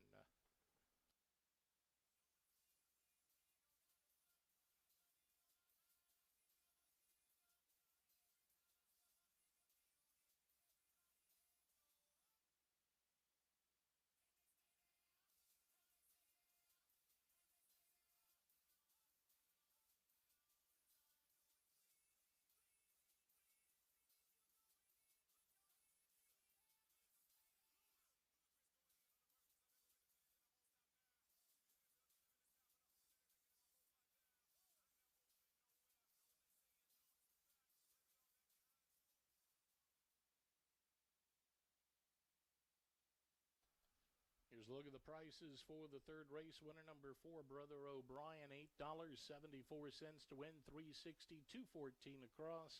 Number 3, Background, $258 and $210. Third, number 5, Wood Ceiling, $250 on the show ticket. The exacta, $11.10. The rolling double, $16.39. 50-cent trifecta, $12.41.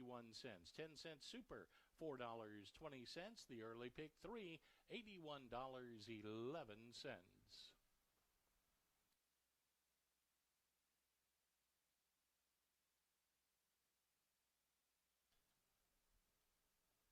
Coming up next, it's the kids' race on the track here at Emerald Downs. While we have a moment, we're going to look ahead to the fourth race, the Olympic Eagle Purse at 5.5 furlongs. There are no changes in that fourth race. Post time is set at 3:33, 32 minutes to post.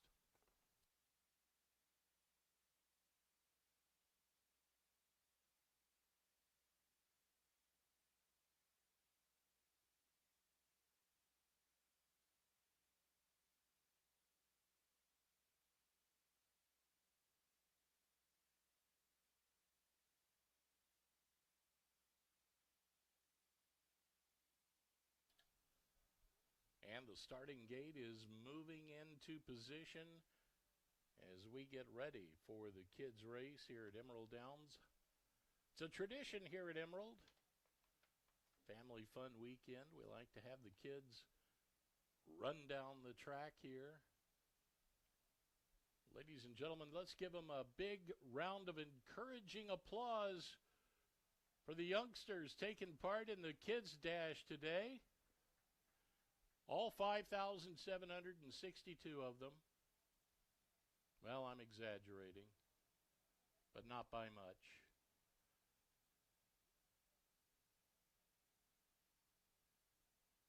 This will be a youth stampede coming at you, and it's quite a sight.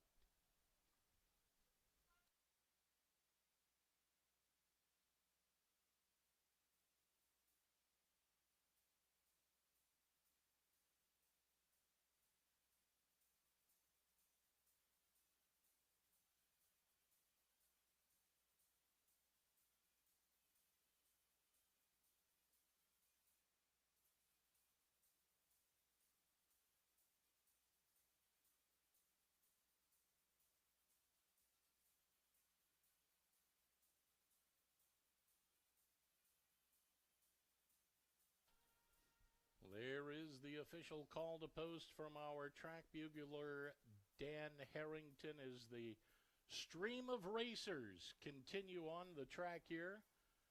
Family Fun Weekend is presented by Leaf Guard, helping to make all of the activities possible. A special Emerald welcome to our friends from Leaf Guard.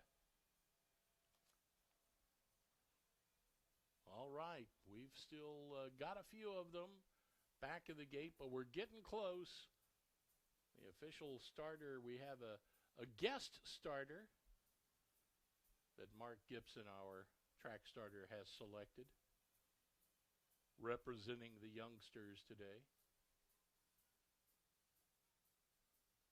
Got a few last-second entries here.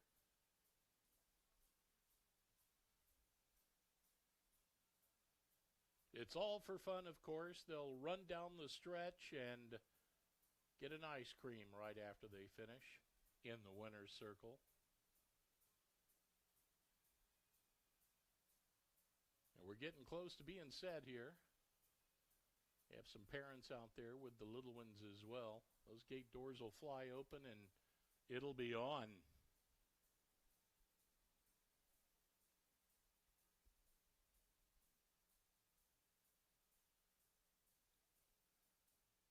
All right, one more time. Let's give them a big cheer as they get ready to go.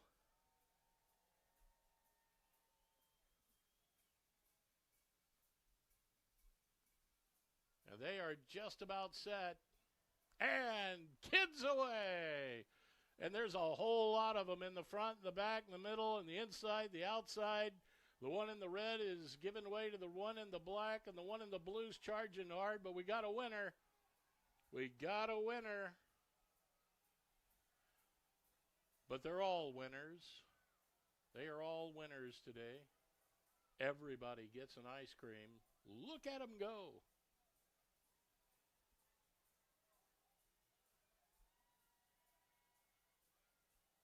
Couple taking a little bit of a spill there, but they bounce right back up. A little bit of Emerald Downs racetrack dirt for you. Wear it like a badge of honor.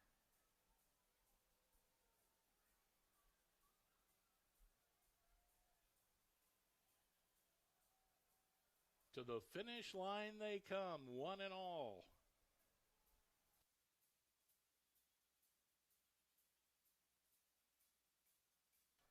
Special thanks to Leaf Guard. We couldn't have done it without you. Proud sponsors of Family Fun Weekend. Those legs are moving.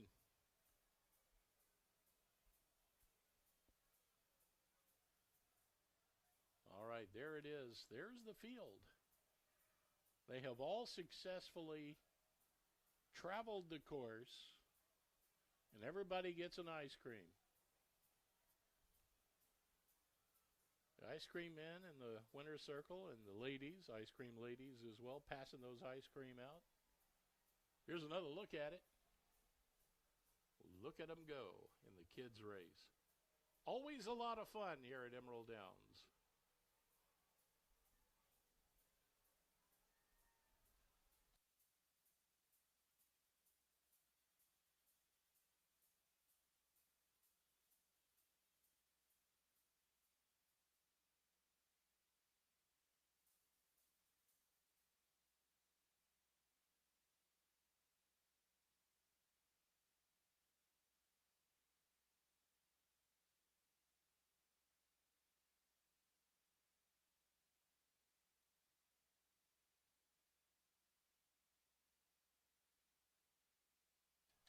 Congratulations to all of our participants today for the kids' race down the track here at Emerald Downs. Glad you could join us today. Enjoy that ice cream, and we'll do it again in the future.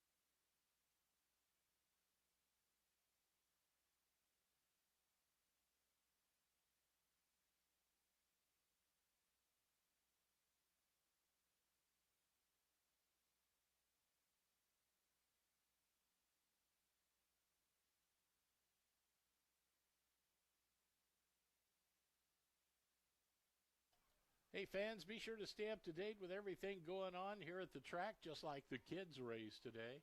You can visit our website at emeralddowns.com. We're also on Facebook, YouTube, Instagram, TikTok, and X. Follow all the action here at Emerald Downs. First Bet's giving you up to $250 sign-up bonus when you open an account with the promo code EMD200. That's EMD200. And bet $1,000 in your first 60 days. That's a 20% rebate on your first $1,000 in wagers. Download the First Bet app.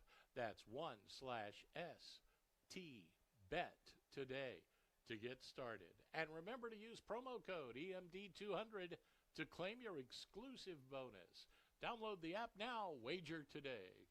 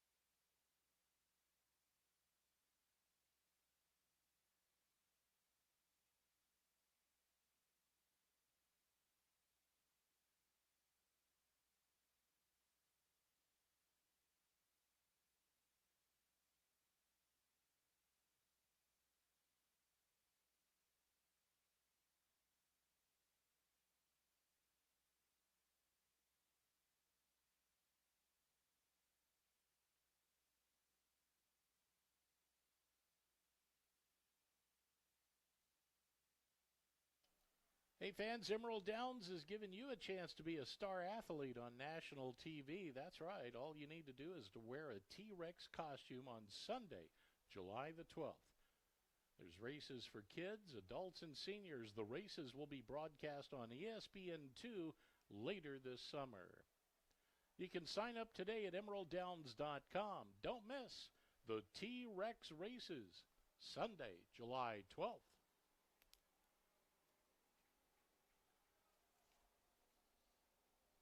Watch, wager, and win at Caesars Sportsbook at Muckleshoot Casino Resort, located just minutes from Emerald Downs. Caesars Sportsbook.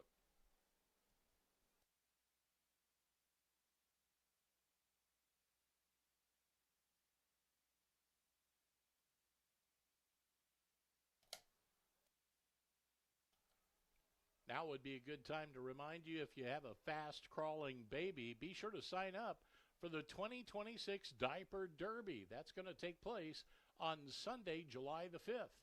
Register at emeralddowns.com today. The Diaper Derby, July 5th.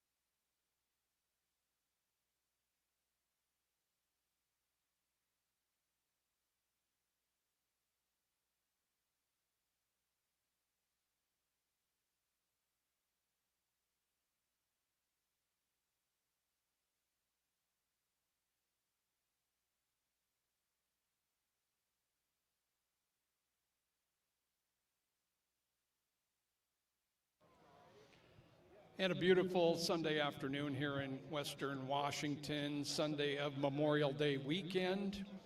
Great to see all the kids get a chance to run down that storied 30-year history oval of Emerald Downs, in which Slew's Tiz Wiz has made a lot of the history as he makes his debut today.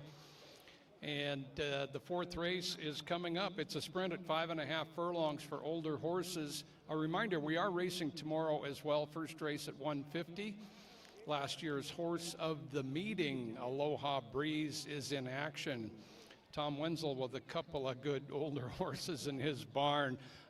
In fact, they're tied among active horses at stakes wins with 7, Slew's Tiz Wiz, Aloha Breeze. Yeah, it's great to see them both back again this year. And of course, they're both running because we have our first stakes race in about 3.5, 4 weeks here. And you know, again, we talk about this all the time, but being in the Northwest, we get those breaks, and we get to see him again and again and again. And how would you like to see the Tiger? Your first chance against 4-year-olds, you have to run against a Longacres Mile winner that has also won 4 Governors. I mean, it's pretty amazing that we get to see these 2 horses meet up, and of course, there's 3 others in the race also. First out in our allowance race here, but it's a great matchup, and we'll see if that happens on the track. Yeah. Fourth race, horses in the saddling paddock area after a thrilling third race when Brother O'Brien got up in that battle with 2021 Longacres Mile winner background who ran his best again, and that was an exciting finish there. And another Longacres Mile winner, as you mentioned, John, Slew's Tiz Wiz, winner of the mile in 2022. And he's been placed in the race on 2 other occasions as well. He won his first race out last year, a sprint. It was at 6 furlongs, and that's a little different than 5.5 when you've got the best sprinters around involved. Yeah, that race was a huge effort by him. Now, he did have things set up really well for him. The first quarter was 21-2, the half 43-1. I don't really see that scenario happen today. It doesn't mean he can't win. Of course, he's the horse to beat by far. But as you mentioned, 5.5 is probably not his ideal distance, but that first race last year was one of his best of his career. So off the layoff, you got to think he'll be ready. I'm sure the Wenzel barn have been looking forward to this today, and we'll see if he can outrun him in the stretch, which he's done many times at Emerald. Yeah, and a couple qualities that background and Slew's Tiz Wiz have is not only high ability, but fighters as well. And if Slew's Tiz Wiz is healthy, he will give his account. And sprinting, routing, he's number 3. Number 1 is See That Tiger, last year's top sprinter at Emerald Downs. He was sprinter of the meeting. He won all 3 of his sprints, including 2 stakes.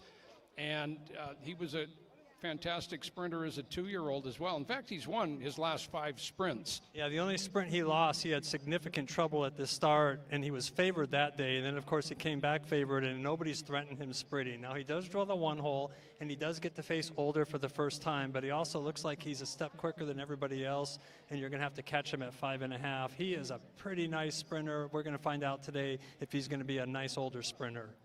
Yeah, morning line favoritism on See That Tiger from oddsmaker Vince Brune, and I don't think we disagreed with that just because of the distance, the short field, and his ability to probably naturally get ahead of Slew's Tiz Wiz early in the race. And you watch his sprints, he just takes command on the turn and dominates the field on the turn and then coasts home every time. And he's going to have that opportunity today. Of course, the horses that are going to be chasing him, coming after him, assuming he has a leader, a little different quality than he's ever faced. Yep, this is his first race against older horses. See That Tiger dominated the 3-year-old sprints and the 2-year-old sprints the last couple of years. Silvio Amador up for Blaine Wright on, again, the defending sprinter of the meeting. See That Tiger. Executive Chef, well, he was a sprint stake winner for Blaine Wright at age 3. And what's he done the last 2 years but win 5 out of 10? You know, he won his first start off a layoff in 2024, and then off a layoff last year, he ran into Slew's Tiz Wiz, who ran that freaky race off the layoff. So you could pretty much argue he's going to be ready off a layoff. We know he doesn't have as much early speed as a stablemate, but that's okay. If you have 2 in the race, you want one on the lead, you want one to be that stalking stretch runner, and of course Executive Chef is, and as you mentioned, he has a super heart. When he's in contention in the stretch, he is tough to get by. Yeah, he has been a joy to watch compete as well the last few years. Executive Chef with Kevin Krieger for Blaine Wright. Number 3 is Slew's Tiz Whiz. First start at age 8. Is that an advanced age? Well, just a little bit over the average, but at age 7, as you mentioned, it might have been one of his best races ever, his debut last year. No, it was a huge effort that day. And, the race the year before when he got beat at 5.5, it was a sloppy track, too. So you had a couple excuses there. I'm sure the connections, as I mentioned, looking forward to him. He looks great in the paddock. I'm sure he's ready. I'm sure we'll see the usual stretch run by him. Yeah, 4 consecutive Governor's Stakes victories. That's a state record in one race. Slew's Tiz Whiz, a mile hero, and just a fantastic Washington-bred competitor. He's number 5 all-time in earnings at this track now. Frank Alvarado rides for Tom Wenzel. Jin Tong, how about his consistency? He's meeting a tough group, but he gives a great effort for Joe Toy. This horse is the only one to have run this year, which gives him a little bit of an advantage. And the other thing is, even though he's only won one race at Emerald in 17 tries, he's usually there, 6 seconds, 4/3. And it doesn't matter what level he's at. He could be in a non-winners at 2, or he can be in open company. He's there by it. Of course, this is a much tougher field, but the fact that he has a race and he has try in him is always a positive. You bet.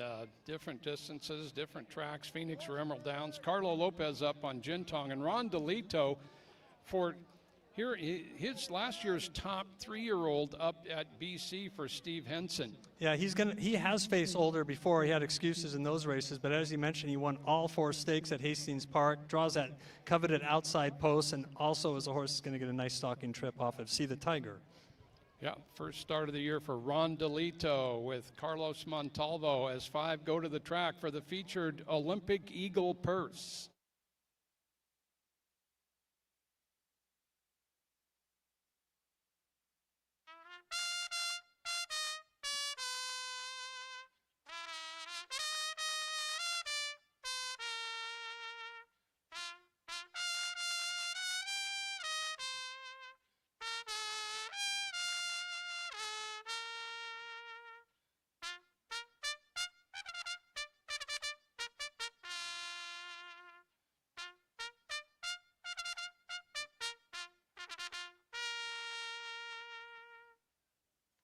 Dan Harrington's call to post for the 4th race, the Olympic Eagle Purse at 5 1/2 furlongs. It's an allowance event, purse of $26,000 for 3-year-olds and upward. Post time's coming up in just over 5 minutes, just over 5 away until post time.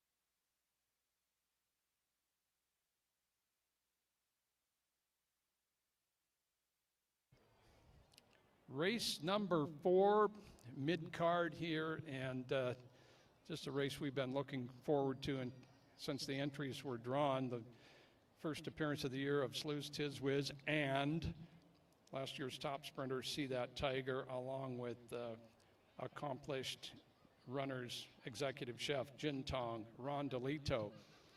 It's 5.5 furlongs, and let's head up to track announcer Tom Harris.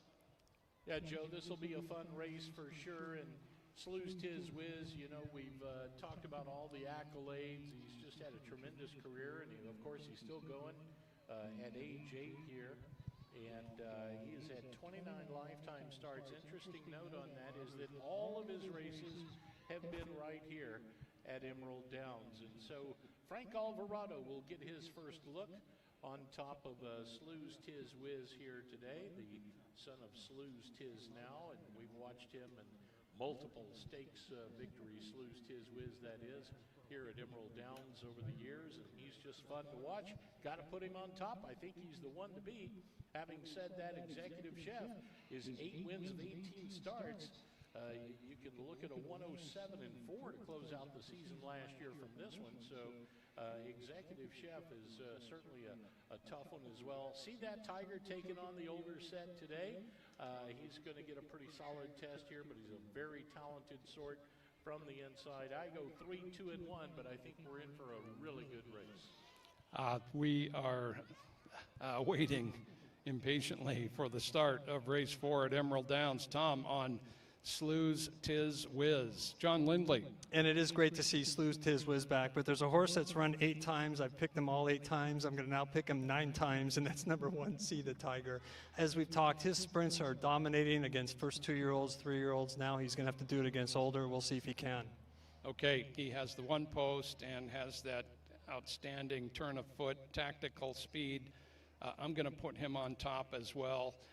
Rooting for all of them, but for one top pick, John and I on See That Tiger, and Tom Harris on Slew's Tiz Whiz here in the Sunday feature.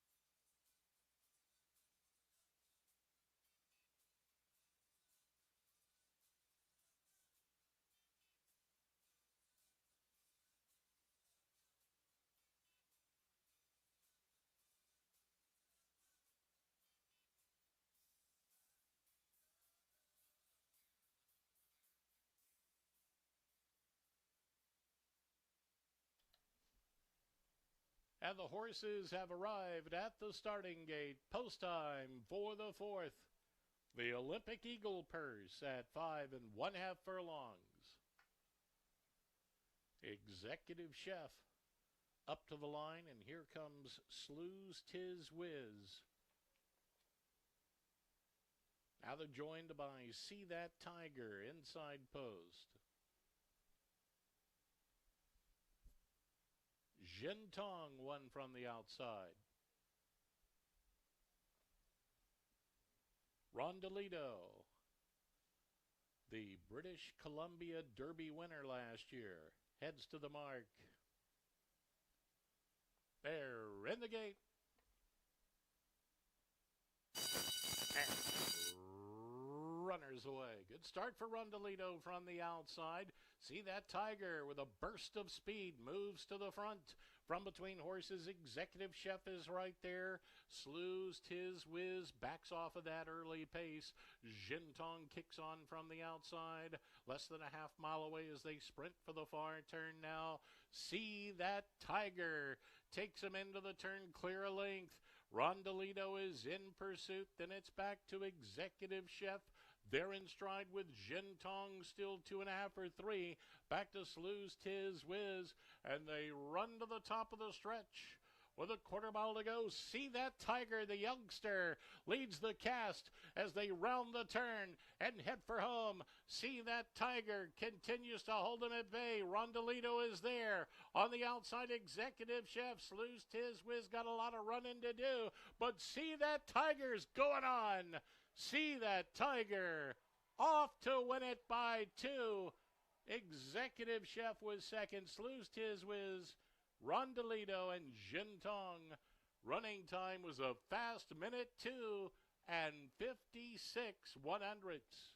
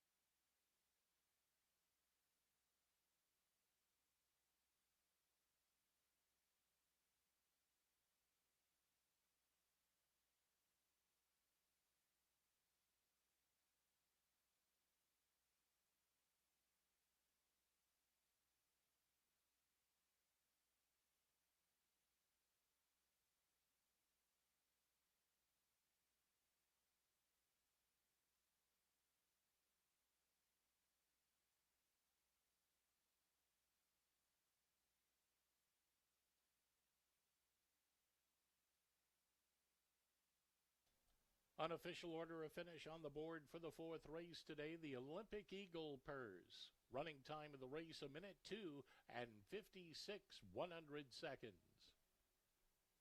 Those results are official. The winner, number 1, See That Tiger. Number 2, Executive Chef was second. Number 3, Slew's Tiz Whiz finishing third. Number 5, Rondolito was fourth.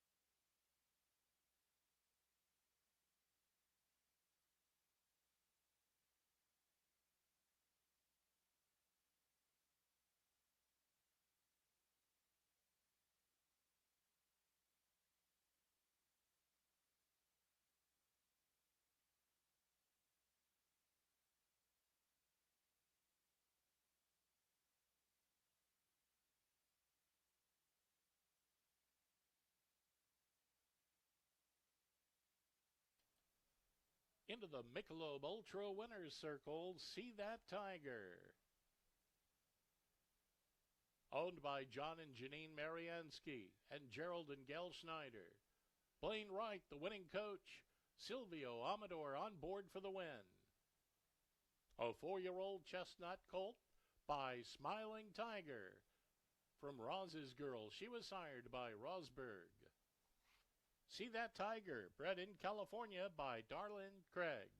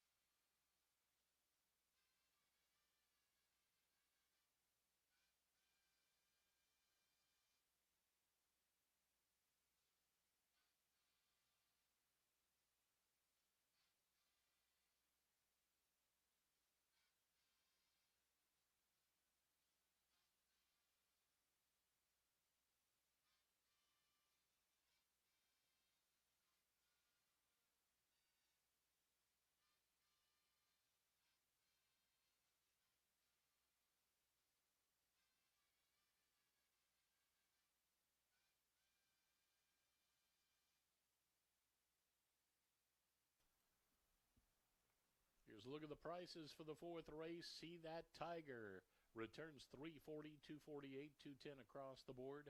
Number 2, Executive Chef was second, $396, $264 on the place and show. Number 3, Slew's Tiz Whiz, $2.46 on the show ticket. Winning Exacta, $6.83. Rolling Double, $9.59. 50-cent trifecta, $4.99. 10-cent super, $1.97. Winning Pick 3, $30.71. Early Pick 4 today worth $247.99.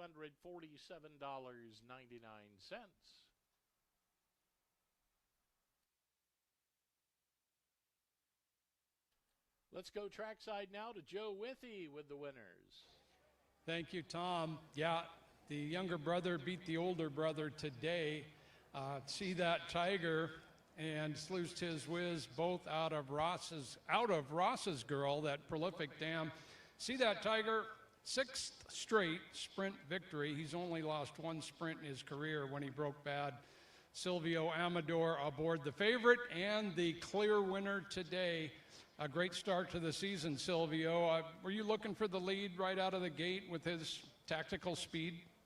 Thank you, Joe. Thank you, Mr. Mariansky, for the support. And I think the horse is very nice. It's too much class. So he was a little fresh, but focused, really focused all the time. He was calm down, the post-pore, and I think really I have a lot of horse. Yeah. You always have had a lot of horse with See That Tiger, and just showed his speed and his class, and you got the victory over Slew's Tiz Whiz. I'm sure you two will meet again, but congratulations for today. Thank you, Joe. Silvio Amador up for Blaine Wright, Corey Delp, and I know you got to ride the next race, so thank you, Silvio.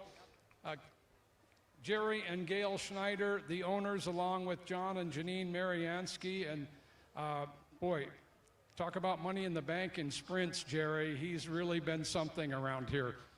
Well, he's coming right back to his top form. He was training real well, so same old horse. Same old horse is something really good.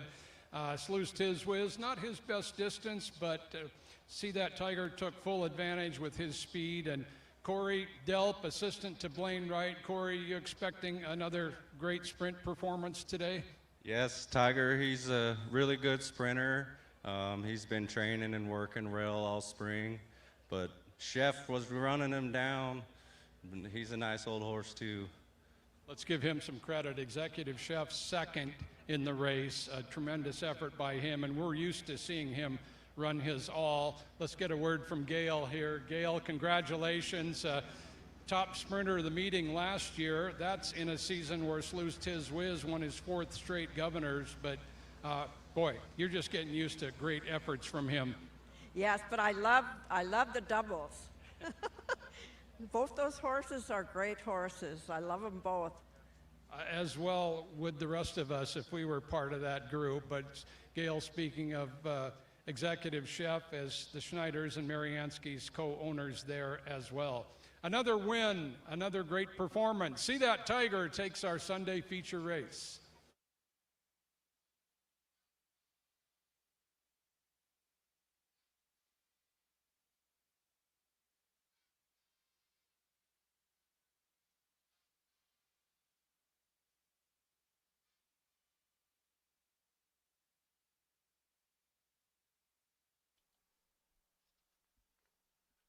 Looking ahead to the fifth race today, the Pepsi Purse at 5 1/2 furlongs. There is an owner change in that race for number 6, Tiger Lady. The owner should be listed as Lucarelli Racing Corporation, Karen Clark and Jerry Ackerman. That ownership note for number 6, Tiger Lady. Post time for the fifth race coming up at 4:05, just 19 minutes until post time.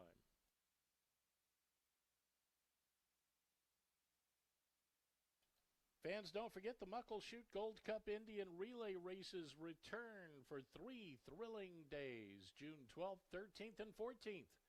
Get your tickets today at emeralddowns.com. Don't miss the Muckleshoot Gold Cup Indian Relay Races.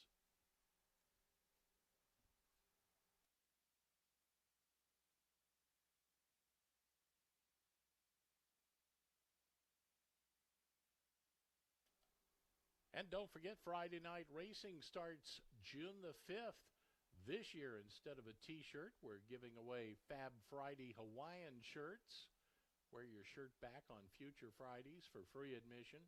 Post time Friday nights are 7 p.m.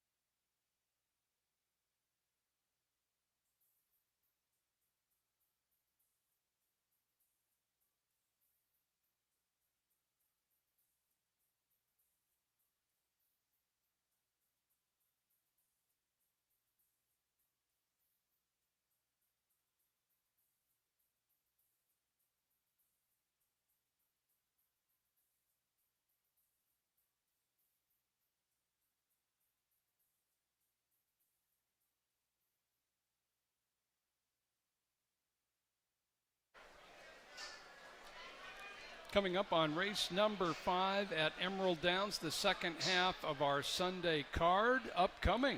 And we have another top allowance race, race 7 for 3-year-old fillies. Racing tomorrow, first race 1:50 p.m. and Aloha Breeze is in tomorrow. She was horse at the meeting last year. She's the stablemate of Slew's Tiz Whiz, trained by Tom Wenzel, and she, like Slew's Tiz Whiz, has 7 stakes wins at this track. So she's in a solid field tomorrow. Coming up, we've got a giveaway coming up, John. Let's hold up the June 5th shirt. This is our Emerald Downs Fab Friday shirt for this year. It's a Hawaiian shirt. And you get this with your paid admission on Friday, June 5th, first race 7 p.m. Wear it back for free admission the rest of the Fridays. That's our tradition. Free admission and some summer apparel there. It's a pretty nice shirt, too. Yeah. It's probably, if not our most popular Friday night shirt, our second behind the Seahawk 12 shirt we did a few years ago, but it's really nice. And that'll be, again, a week from this Friday, June 5th. That will be our Fab Friday shirt for this year. This next weekend is Teachers Appreciation Weekend and also the grandparents race next Sunday. Let's go to the horses, to the paddock for the 5th. Chatty Leroy Brown, boy, she won the Washington Oaks on Mile Day last year. And she just took it to her competition that day. And she was a huge price. She won the Oaks. She won 2 straight here last year. She likes Emerald Downs, John, and she is coming off the bench. You know, it took her a while to break her maiden, and when she did break her maiden for maiden 10 in a rout, she had significant trouble in that race, but beat a horse that, you know, has had a lot of chances, and you're like, okay, she can rout. But then when she went to the Oaks, like you said, she shot right to the lead and just dominated the field at a big pricer. Now, obviously, she's making her 4-year-old debut, and she has faced older in those maiden races, but this is a little tougher company, and I'm sure the connections are hoping that, you know, she's competitive sprinting, because we know if she can sprint competitively, she's going to route much better. We'll see how she does her seasonal debut today. Yeah, that's her most recent race, the Oaks. She didn't win 2 straight, but she did win 2 straight around 2 turns last summer. But as John mentioned, this is 5.5 furlongs. Chatty Leroy Brown, both of her best races right here at Emerald Downs. She comes back for Sergio Perez. Carlo Lopez has the mount. Number 2 is Coiffeur. I think I'm going right on a little bit of French leaning there. Okay, she is a one-time winner, and this is a non-winners of 3 condition. Her victory is her most recent. Yeah, you kind of look at her and you're like, where does she fit? Well, at Los Al, she was able to win, as you mentioned, 1,000-yard allowance non-winners of 2. But then you go back and she ran 3rd at Del Mar at a 7-furlong race and a non-winners of 2 for 25. This is non-winners of 3 for 25, so she definitely fits right at this level just based on that Del Mar race and the fact that she comes in here off a nice win. Plus, she gets a big weight change today. She's getting 9 pounds off the last time she ran, so she got some positives here. She has good tactical speed. I think she fits here, and, you know, it'll probably be 8 or 10 to 1. She's worth taking a look at. Yeah, some of her Santa Anita Del Mar races, she's a little bit back early, but at Los Al and those shorter sprints, her rider's been able to keep her close, and she's performed well. And this is just 5.5 furlongs, so Coiffeur, Emerald Downs debut. Pablo Castillo, the apprentice up for Terry Eaton. Prancin' Lady, we did see her last year, and she ran well at Emerald Downs. Yeah, you look at her races at Emerald, and she got good near the end of the year. They went to Arizona, and it looks like she had some trouble, and then she tried the turf, which of course you can excuse, and she was on the lead in a turf route, and, you know, you probably just wasn't really, even though she was kind of bred for turf, it wasn't her surface, but her surface. She has good tactical speed, and she goes for a trainer on making, I believe, a return after a little bit of a break. Yeah, Steve Fisher has his first starter at the meeting. Steve and Jackie Navarre participated last year. Good to see them back. And there is Prancin' Lady, who, like Chatty Leroy Brown, her best efforts are right here at Emerald Downs. And she runs first time in a little over a month. Number 4 is Kate Blossom. She is a stretch runner, and she's faced some good horses in her 8 career races. Yeah, as a maiden, as you mentioned, she ran okay to some good horses, and then finally was able to break her maiden in mid last year on June 15th with a nice stretch run, and then just had one race after that on our 4th of July fireworks night, and hasn't been seen since. However, this barn does okay with layoff horses, has a nice recent 4 furlong workout after a couple of 4s and 5s, and a bullet 3 furlong workout a long time ago, so she's fit. We'll see if that stretch run will work today. Yeah, and last year, her first start of the year was at just 5/8 of a mile, 5 furlongs, and she came roaring home in that one for a third. So that bodes well for David Martinez, the trainer, Kevin Orozco. Swift Caro is number 5 from the barn of Tom Wenzel. And Swift Caro she's won at 6 furlongs and a mile, so there's versatility. She's also run back and forth with Prancin Lady, who of course is number 3 in here. Yeah, as you said, she's sprinted and well, and she went wire to wire at a mile. She's one of these horses where you look at her breeding, you kind of figure as she gets older, she's going to get better. She's only had a few races in her career. She made a couple starts as a 3-year-old and maybe 5 as a 4-year-old. So hopefully going into her 5-year-old year, looks like she's ready off a nice workout pattern, and her versatility is always a plus. Tiger Lady, there's the 6. She's the only 3-year-old in the race. Frank Lucarelli runner Isaiah Enriquez has a stock closing win at both Del Mar and Turf Paradise. Yeah, and last race she was in over her head. They were much tougher horses, and today she draws an outside post. Should be one of these horses that gets another stalking trip. Isaiah Enriquez up. And Annika's Song for Mark Cloutier. Good form from Hastings. Another layoff horse. She's been off since last August, but career-wise, 67% in the exacta, so all good efforts from her. She makes her Emerald Downs debut. We go to the track for the 5th.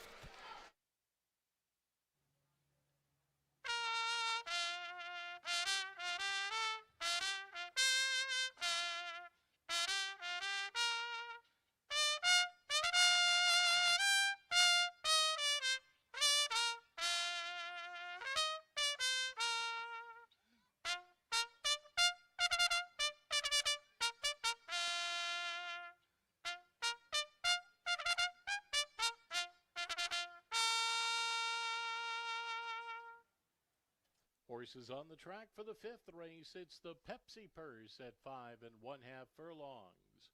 A claiming event, purse of $16,500. It brings out fillies and mares, 3-year-olds and upward.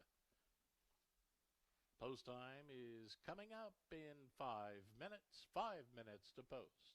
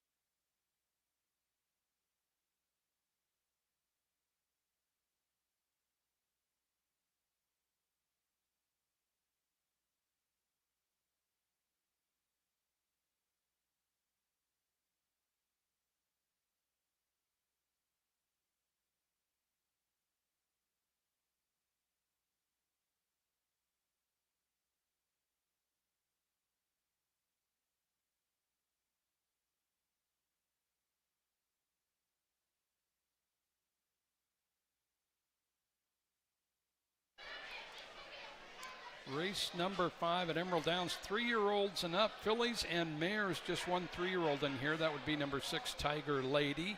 The rest are 4 years of age or older. This is the start of our 50-cent late pick 4 on Sunday. And it's time to go up to Tom and see who he likes in the 5th. Well, Joe, we just saw a young 4-year-old upset some of the older graduates, let's say. I'm going to go with this 3-year-old in this race. Okay. Tiger Lady. I think the Tiger Lady, though having a role of a spoiler here, seems like a good spot for her. She had a nice win down at Surf Paradise. I just think that she's got a pretty good shot here. Offspring of Smiling Tiger, who, of course, sired the last winner. Besides Enriquez guides for Frank Lucarelli, Tiger Lady for me, 6-2 and 3. Okay, yeah, Tiger Lady, again, she has won from just off the pace at Del Mar for her maiden win and at Turf Paradise, a nice 20,000 claimer. That race was just a little more than a month ago, so both of her wins at either 5.5 or 6 furlongs, John. Yeah, and Tom is going with the horse that we haven't seen here. I'm going to go with another one we haven't seen here, and that's the horse right next to her, number 7, Annika's Song. Now, we've seen the Canadian horses come down here, and some of them have been super impressive. A couple of them have fizzled, of course, but, you know, her record is really good, especially early last year. She had a win, a second, and a win, and she's battling every step of the way. This barn we know has them ready, draws a favorable outside post. We'll see if the Canadian Invasion gets another win today. Okay, I'm thinking along those same lines at 5.5 furlongs, a distance Annika's Song has never raced. Of course, 6.5 was the very popular sprint distance at Hastings, and Annika's Song, well, when she did run shorter than that, she ran 6 furlongs and won. So the distance certainly going to help her with her speed. She's fresh. I'm going to go that direction as well. John and I on the 7, Annika's Song. Tom's on the 6, Tiger Lady, here in the 5th.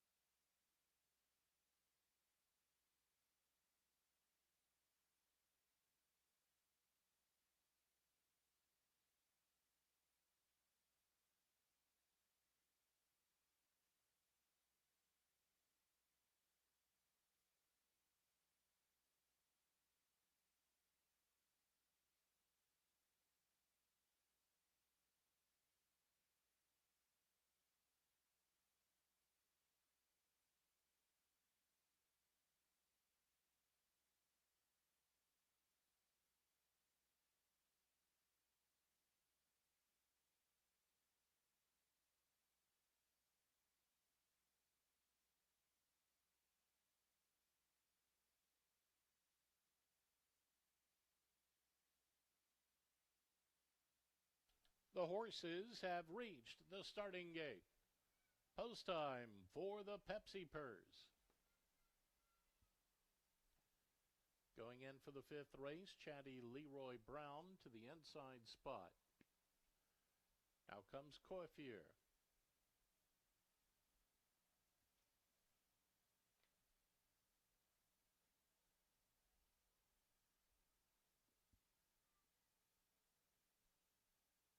Prancin' Lady looks it over, steps in. Cape Blossom the next.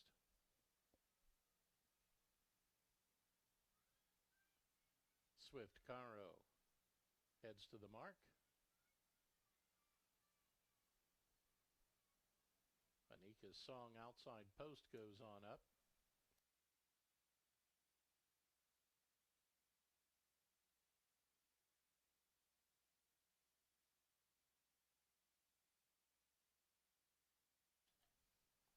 Gate crew working with Anika's song number 7. Silvio Amador steps off for the moment. Swift Caro and Tiger Lady standing by. They have Anika's song settled away. Here comes Swift Caro up to the line. Tiger Lady the last one up.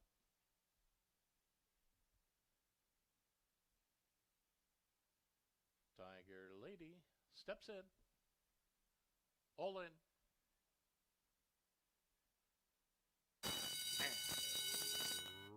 Runners away. Good start the far outside for Anika's song. Quick into stride. Met quickly by Prancin' Lady. Tiger Lady's right up there to engage. Chatty Leroy Brown moves on at the rail. Coiffeur's just in with that set. Still 2. Back to Swift Caro and Cape Blossom as they sprint for the far turn. They've just over 3/8 of a mile to go. Prancin' Lady at the inside, the leader by a half. Tiger Lady poised on the outside. Anika's song is back in third. A length more to Swift Caro, gaining ground 3 off the rail. They run to the top of the stretch now.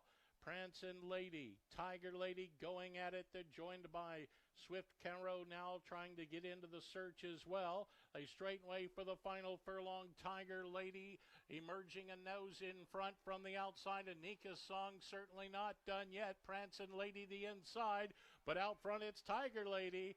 Tiger Lady wins it by 2. Anika's song was second to Swift Caro. Back to Prancin' Lady with Cape Blossom. Coiffeur second last. And Chatty Leroy Brown. Time of the race, 1:03 and 72 100ths.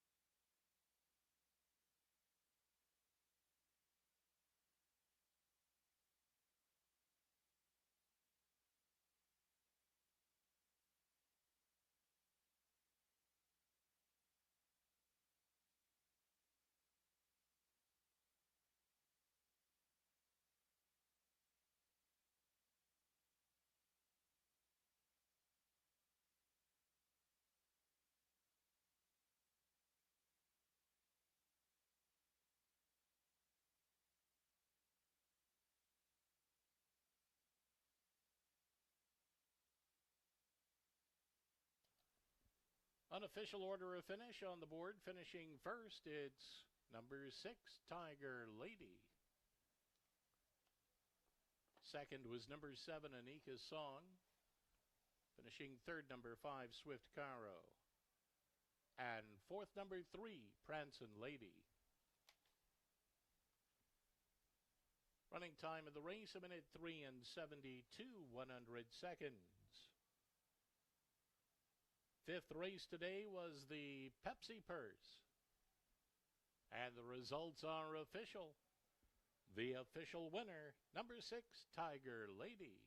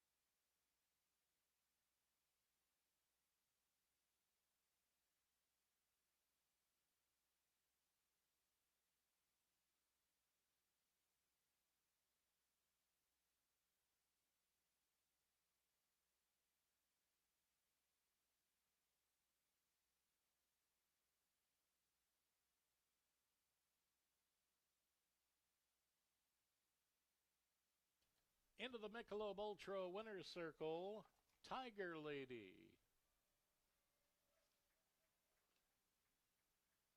She's owned by Lucarelli Racing Corporation, Karen Clark, and Jerry Ackerman. Trained by Frank Lucarelli. Ridden to victory by Isaias Enriquez.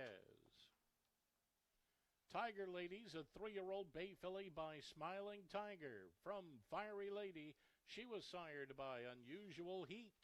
Bred in California by PT Syndicate Point One LLC.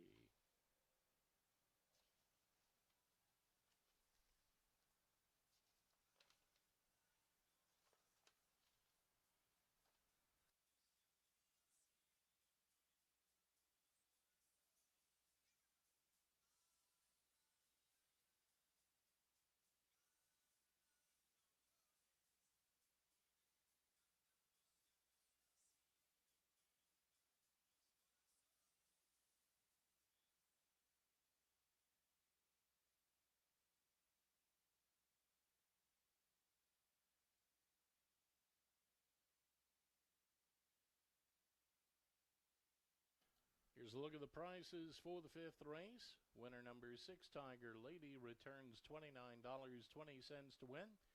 702 to place, 402 on the show. Number 7, Anika's Song, 260 and 230. Third, number 5, Swift Caro, $4.18 to show. Winning Exacta, $39.95. Rolling double, $29.32. 50-cent trifecta, $107.67. 10-cent super, $68.54. The pick 3, $80.51.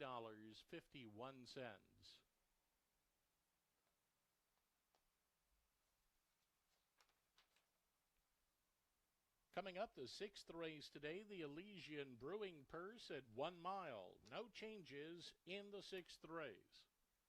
Post time on the board at 4:37. 22 minutes until post time.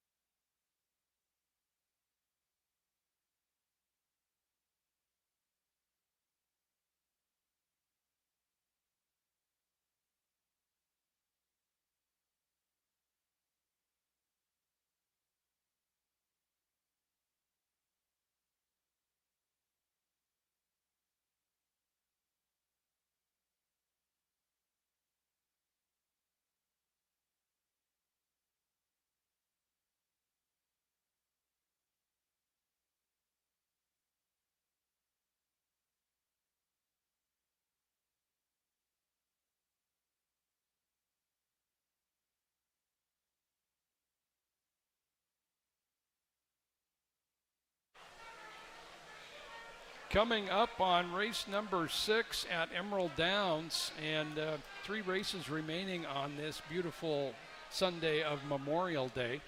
Thanks for joining us. We're going to be back tomorrow. First race 1:50 p.m. And again, a really fine feature race tomorrow. We've got 3 races to go here on Sunday, and the 7th, some really good 3-year-old fillies in a short sprint. This is the start of the last pick 3. And hey, let's give some credit to track announcer Tom Harris. He had Tiger Lady in that 5th race. That's the highest payoff among us 3 so far this year. And in the stretch, she just kept finding more and more and more, and was able to draw away at the end there. It was a big effort by her, and as a 3-year-old beating older too, which is not normally done in May. Yeah, great run by Tiger Lady in her Emerald Downs debut. On to the 6th. We're going to go a mile here for older horses. It's a starter allowance, and number 1, Time Ticker, another one of those making a first ever start at this track. He is a BC bred in the barn of Steve Henson, and he did run against There Goes My Hero a couple of times late last summer, and each time he was outrun, but not by much. There Goes My Hero, I mentioned that because There Goes My Hero's number 3 in here. He comes from a little bit off the pace, and he's going to start his year in a 2-turn race. And he's the type of horse that I think if you're a Canadian, you're like, hey, this horse has been running on the bull ring, and he has no speed at all, and those tend to be up against it. They can win, of course. This is a mile track. He might like this a lot more. And you look at his last 3 routes. He's got 2 seconds and a win. Got a good workout pattern, draws the rail, and again, he might take the Emerald Downs surface. Yeah, very well could be.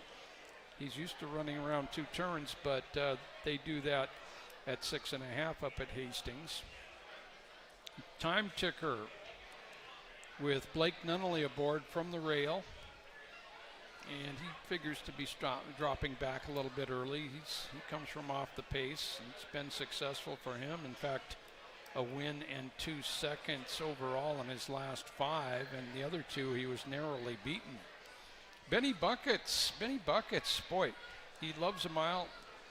4 of his 6 career victories at Emerald Downs, a win again this year, and you know, he was low odds last weekend, and he came through. Yeah, he broke sharply that day, took the lead, and never looked back, despite changing leads off his right lead to his left lead and back to his right lead at the end of the race. Now, he does come off his lifetime best speed figure, and he comes back in a week. And, you know, you always got to question when the horse has had a big effort, especially with him, back-to-back big efforts, if they can continue to do it. But he is quick early, and, you know, he's just a horse that always tries, and we'll see if he can become a 2-time winner and join my Vino in that cause. Yeah, he had some unplaced races at Turf Paradise last fall and into the winter, but then he came back on form, so he's got a string of good races. Now, House of Lords did beat him here at Emerald Downs on opening day 3 weeks ago. House of Lords is number 8 in here. They had quite the battle that day. There's Benny Buckets. You're going to get a good run from him. He can get out of the gate and definitely capable around 2 turns.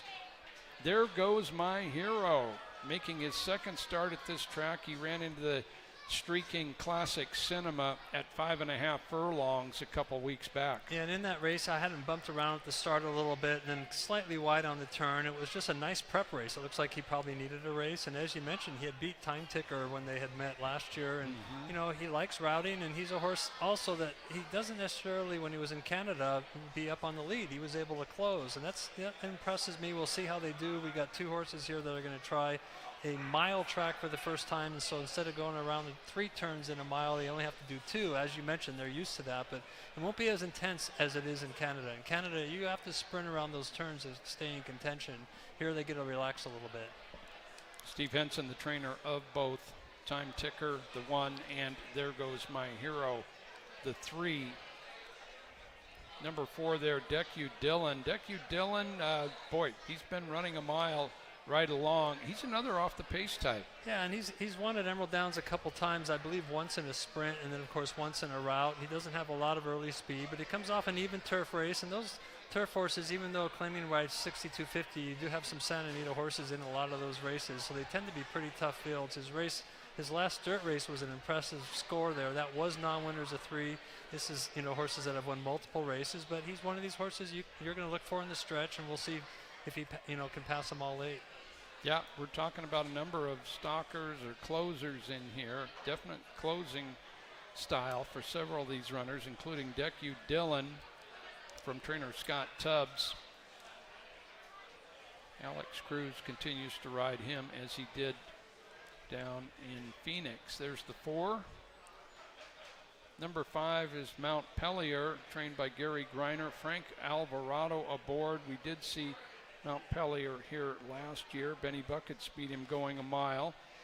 And he comes off a Turf Paradise campaign. He wasn't on his best of form late, but class-wise, he probably fits with these. Yeah, you kind of look at his record. He's had 59 starts. He's 0 for 20 on the turf, 0 for 12 on synthetic, yet 7 for 24 on a dirt racetrack. So obviously that's the issue. Now the question is, what happened at Turf Paradise last time? Well, as we've talked, a lot of horses don't like Turf Paradise. He did kind of give a good effort of himself when he ran here at Emerald last year. That's after winning a race by 35 lengths in Oregon, which you don't see too often unless it's Secretariat in the Belmont. Mount Pellier, number 5. First start at this meeting. Street Vendor is next. And here's another horse that, running on dry dirt is his best go. Yeah, he's 1 for 14 on the turf, yet 5 for 21 on dirt. And you look at his last couple of dirt routes. Actually, last race he lost the Hassel La Visa handicap to Rim Protector, who was a Santa Anita shipper there. Race before that, he ran against a Fran who had beaten background earlier. So those are a little tougher horses in this company. Again, we've got a bunch of closers, but this horse they paid $500,000 for, and he's had an overall good career. We'll see if he can add to his career today.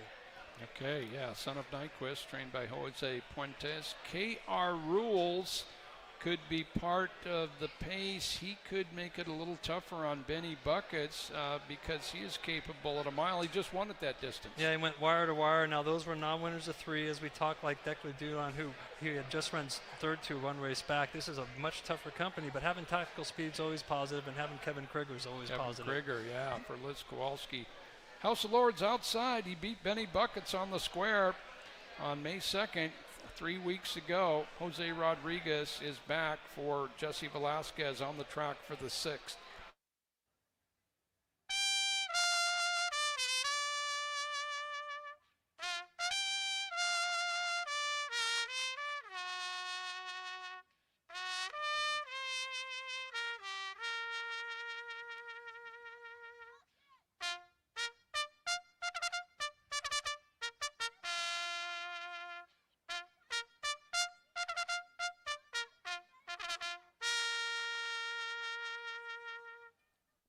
Horses on the track for the 6th race today. It's the Elysian Brewing Purse at 1 mile.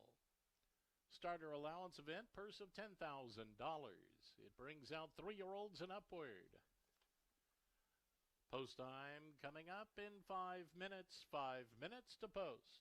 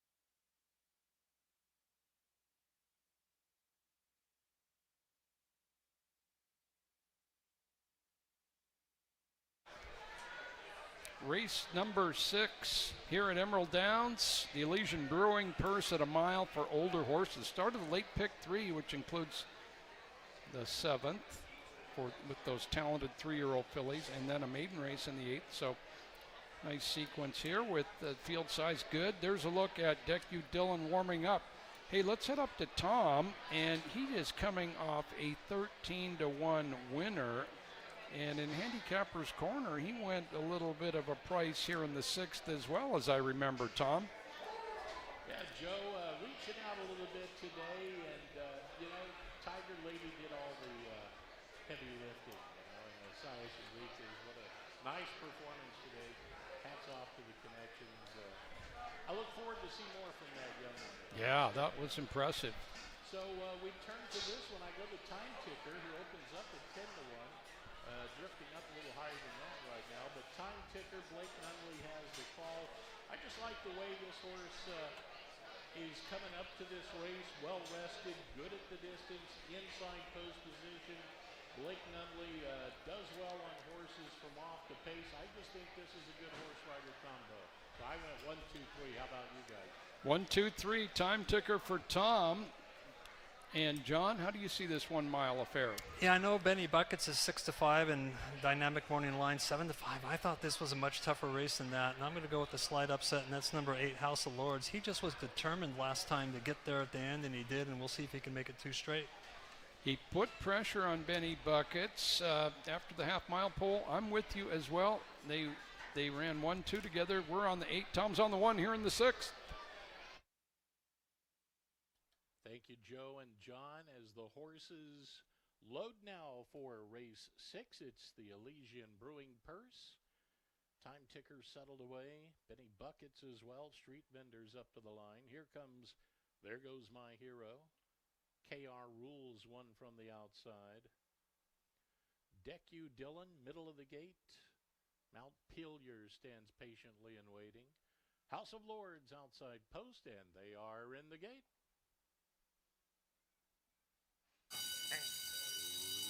Runners away. Good start for all. KR Rules from the outside surges to the front. Benny Buckets, as expected, is quickly up there to converge.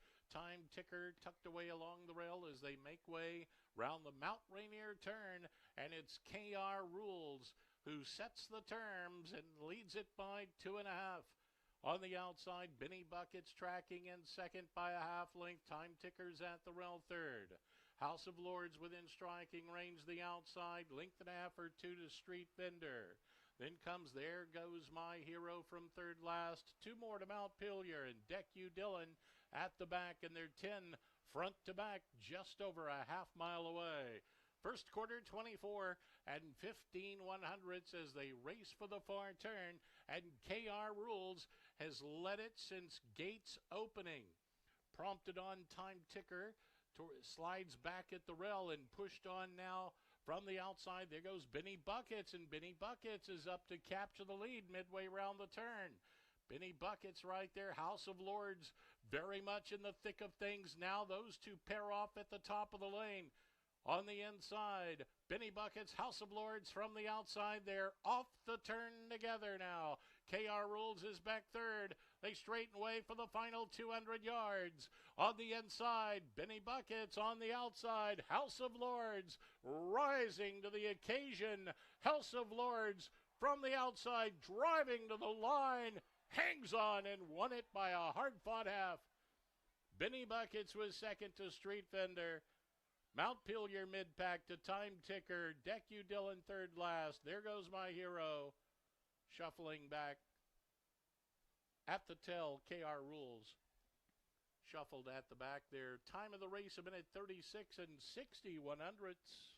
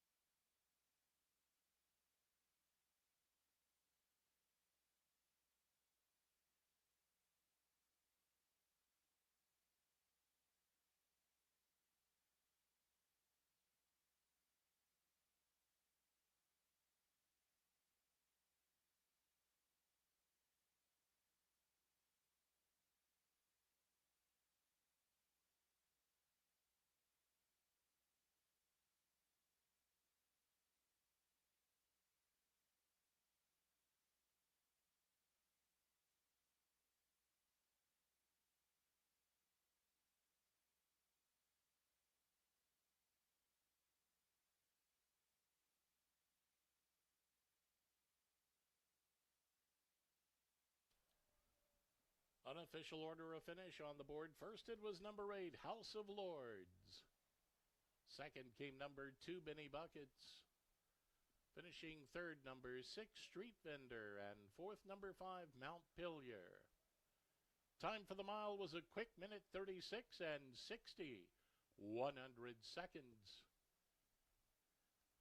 The sixth race today, the Elysian Brewing Purse. Results are official. The official winner, House of Lords.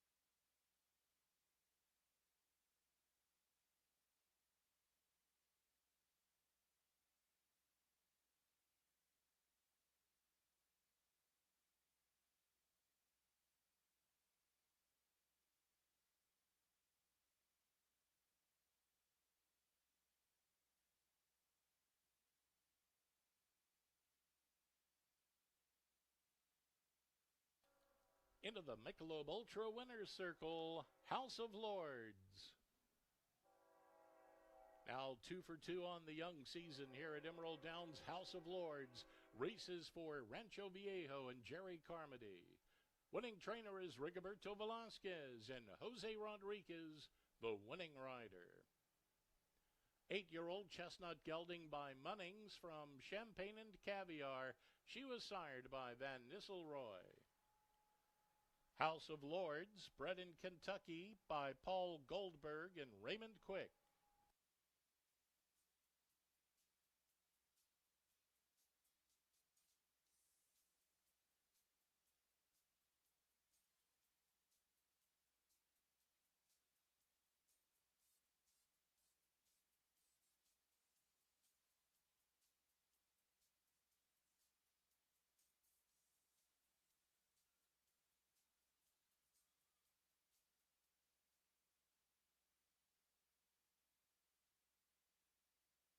Here's a look at the prices for the sixth race. Winner number 8, House of Lords.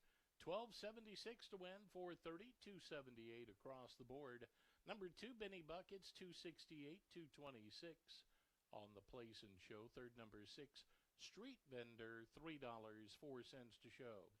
Winning exact of $15.70. The rolling double, $133. 84 cents, 50-cent trifecta, $15.30. 10-cent super, $41.72. The pick 3, $84.83.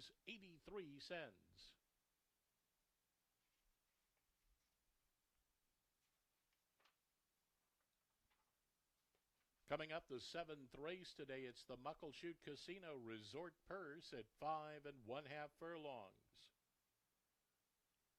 In the 7th race, number 1, Falling Leaves, will carry 2 pounds over. Number 4, Too Sassy, will carry 5 pounds over. Number 6, South Bay, will carry 4 pounds over. Post time for the 7th race at 5:01. 16 minutes until post time.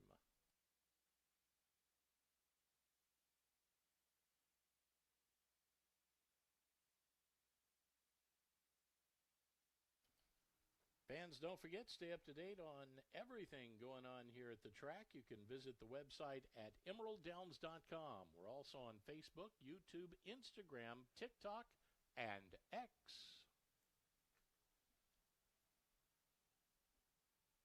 First Bet's giving you up to a $250 sign-up bonus when you open an account with the promo code EMD200. That's EMD200. And bet $1,000 in your first 60 days. That's a 20% rebate on your first $1,000 in wagers. Download the First Bet app. That's 1/ST-BET today to get started. And remember to use the promo code EMD200 to claim your exclusive bonus. Download the app now and wager today. First bet.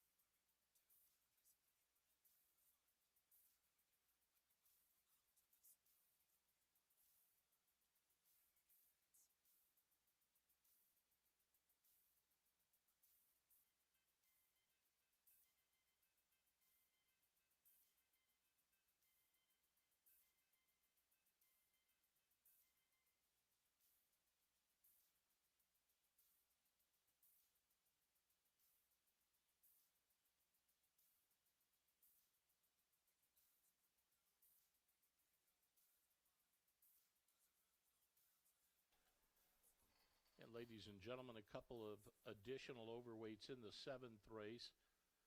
Here's all of the overweights for the 7th race. Once again, number 1, Falling Leaves will carry 2 pounds over. Number 3, Storm Harbor will now carry 4 pounds over. Number 4, Too Sassy will carry 5 pounds over. Number 5, Code of Valor will now carry 4 pounds over. Number 6, South Bay will carry 4 pounds over.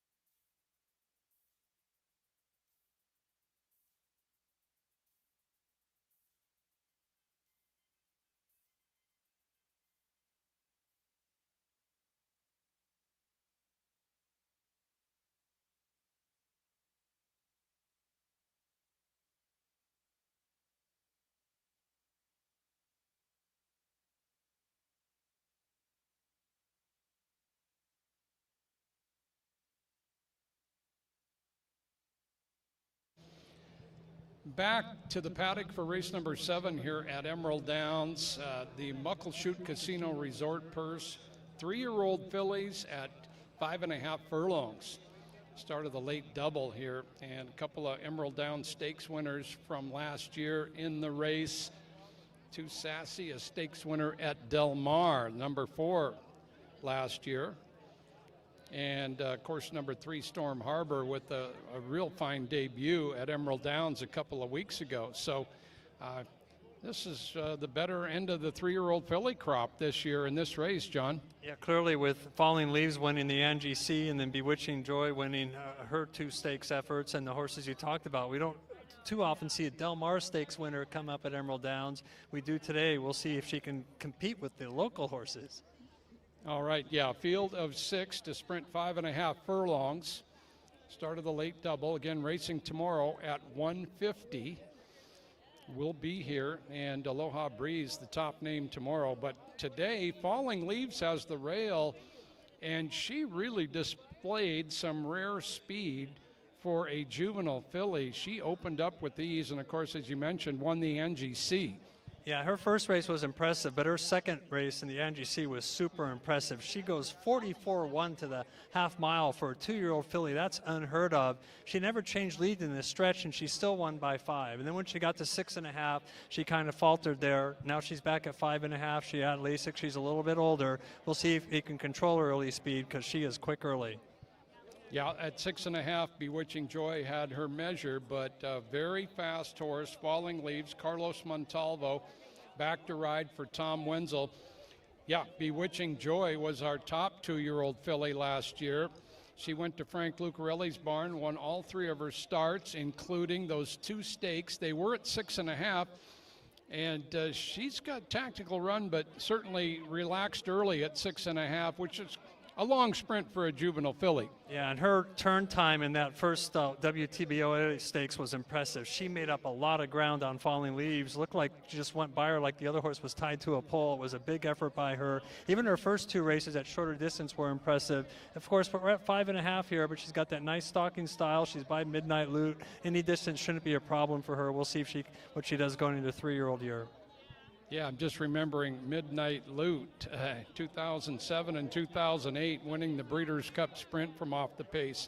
Storm Harbor from trainer Steve Bullock, really fine debut from her 2 weeks ago, and she got a good speed figure out of that race. Yeah, she showed a 58-2 gate workout prior to that debut, and she was getting bet off the board, and she ran like it. She broke sharp, sat off a super fast pace, drew off to a big win. The horse she beat by 12 came back and won the second race today. If she repeats that effort, she's going to be super tough. If she improves it, who knows how good she is. Okay, Storm Harbor with Carlo Lopez back, a daughter of Barkley. Debut winner, Too Sassy. Here's the Del Mar double winner, including a stake down there. Yeah, she was able to win on the turf at Del Mar and then won the generous portion going wire to wire. Kind of tailed off after that, but now she ships up here. She gets LASIK, shows a nice work over this surface, and she's got good tactical speed, obviously. Yeah, she finished behind, a few lengths behind Mohaven on 2 occasions, and that filly has 5 out of 6 in the exacta with 3 wins, so beaten by a good horse there. Silvio Amador up for Sam Scolamari. Code of Valor stakes place twice last year and a good start to her 3-year-old year. Yeah, she couldn't beat her stablemate at 6.5. However, she has a race over her stablemate, and she has a nice stalking style. We'll see if she can get the job done. Yeah, the second Frank Lucarelli runner in here, Code of Valor with Alex Cruz. And South Bay, she's been running down south on the grass. Yes, interesting that it show up here. She was a purchase at $15,000 on a digital auction, draws an outside post, and should get one of these horses that gets a nice stalking trip. We'll see if she likes the dirt. Adrian Castellanos up for our defending training champion, George Rosales, as 6 3-year-old fillies go to the track for the Casino Resort Purse.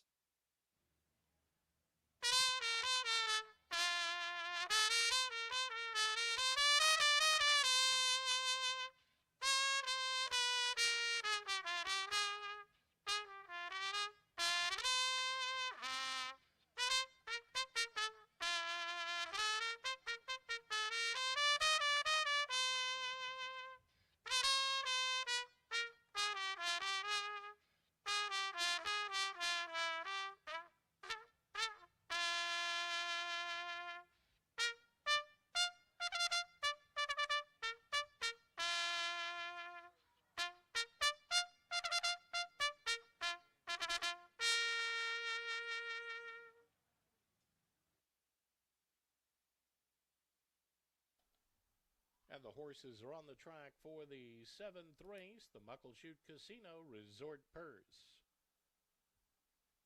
A distance of 5 1/2 furlongs, an allowance event, purse of $26,000. It's for 3-year-old fillies. Number 6, South Bay, will receive blinkers once she arrives at the starting gate. Blinkers will be on for number 6, South Bay, at the starting gate. Post time in less than 5 minutes.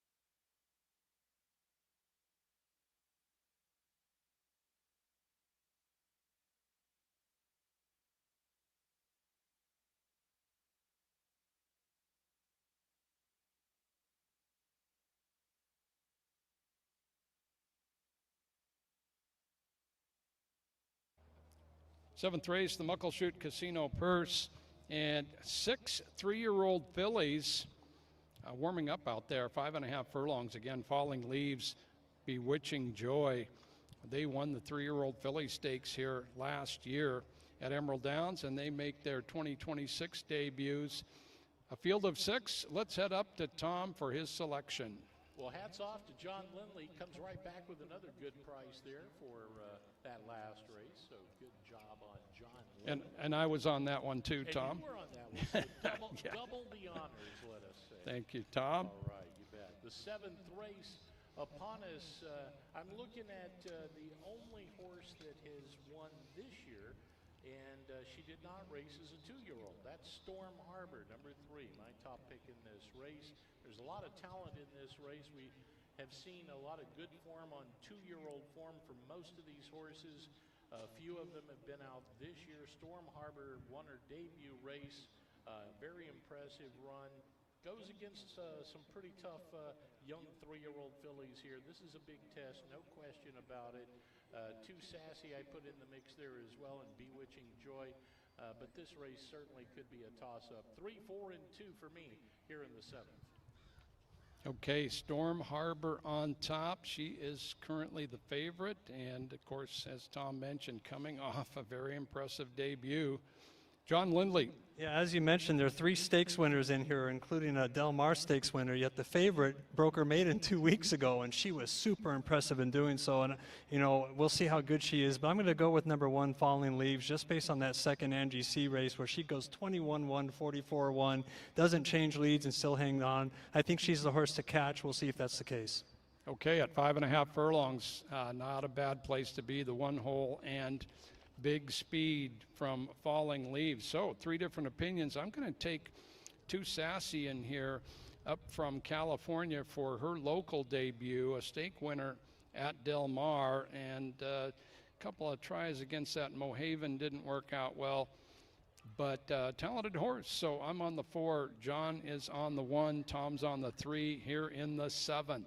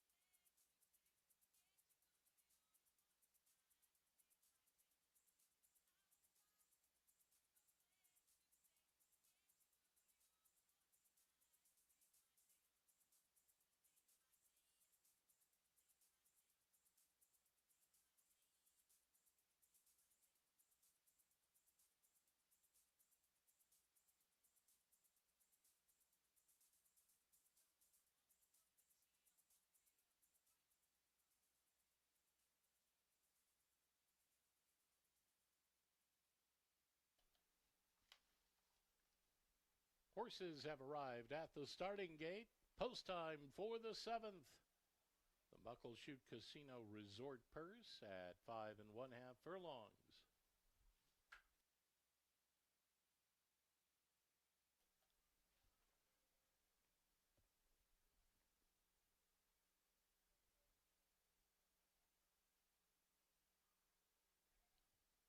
Bewitching Joy, first one to go up. Storm Harbor, next one. Now Too Sassy to join them.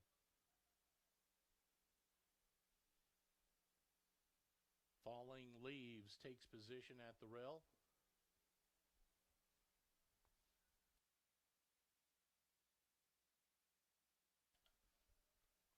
Code of Valor, South Bay. Now in.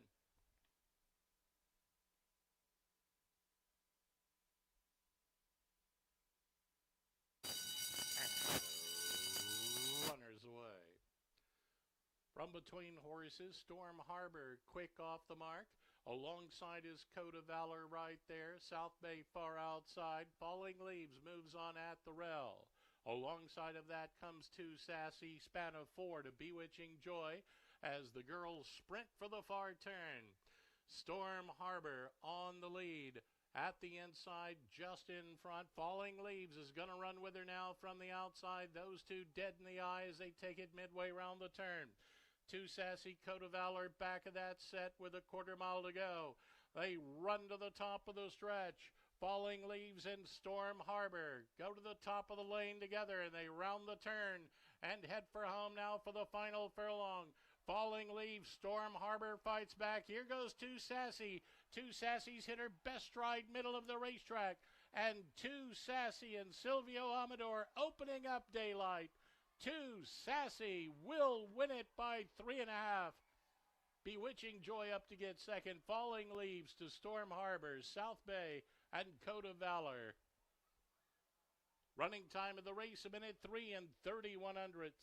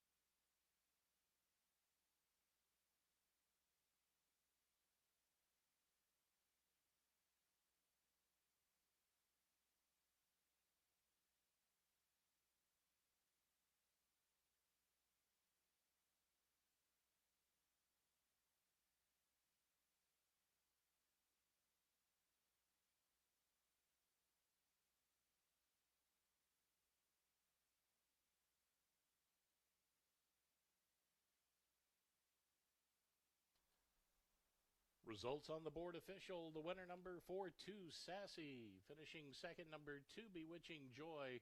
Third, number 1, Falling Leaves. Fourth came number 3, Storm Harbor. 7th race today was the Muckleshoot Casino Resort Purse. Running time once again, 1:03 and 30/100.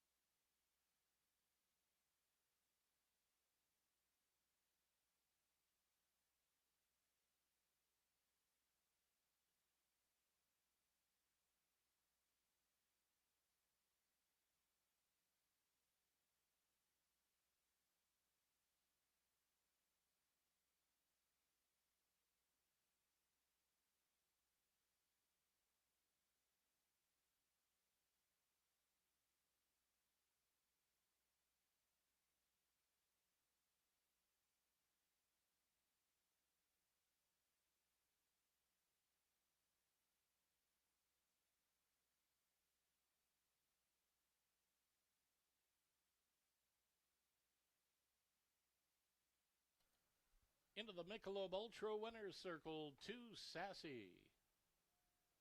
Owned by Windy Ridge Stables. Trained by Sam Scolomeri. That's a riding double for Silvio Amador. 2 Sassy's a 3-year-old chestnut filly by Ohm from I'm Sassy. She was sired by Bedford Falls. Bred in California by Hugh Yamshin, Sam Scolomeri, and Woodbridge Farm, LLC.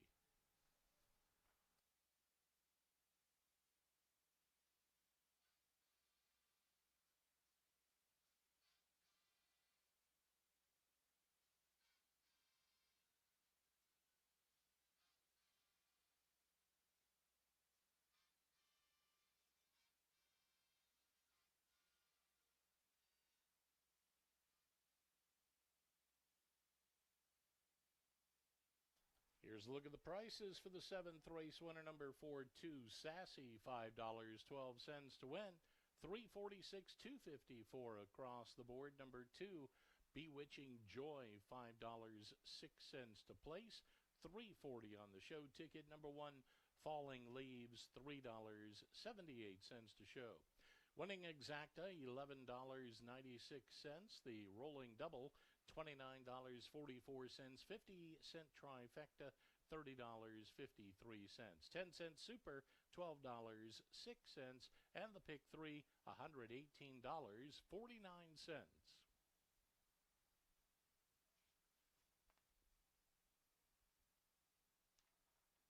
Coming up, the 8th race today, the Copier's Northwest Purse, 8th and final race at 6 furlongs. Number 6, Pretty Roxas, will race with blinkers on. Number 6, Pretty Roxas. Number 7, Oh My Vron, a change of rider. Make the jockey Alyssa Morales. Alyssa Morales to ride number 7, Oh My Vron. Post time for the 8th and final at 5:28. 18 minutes until post time.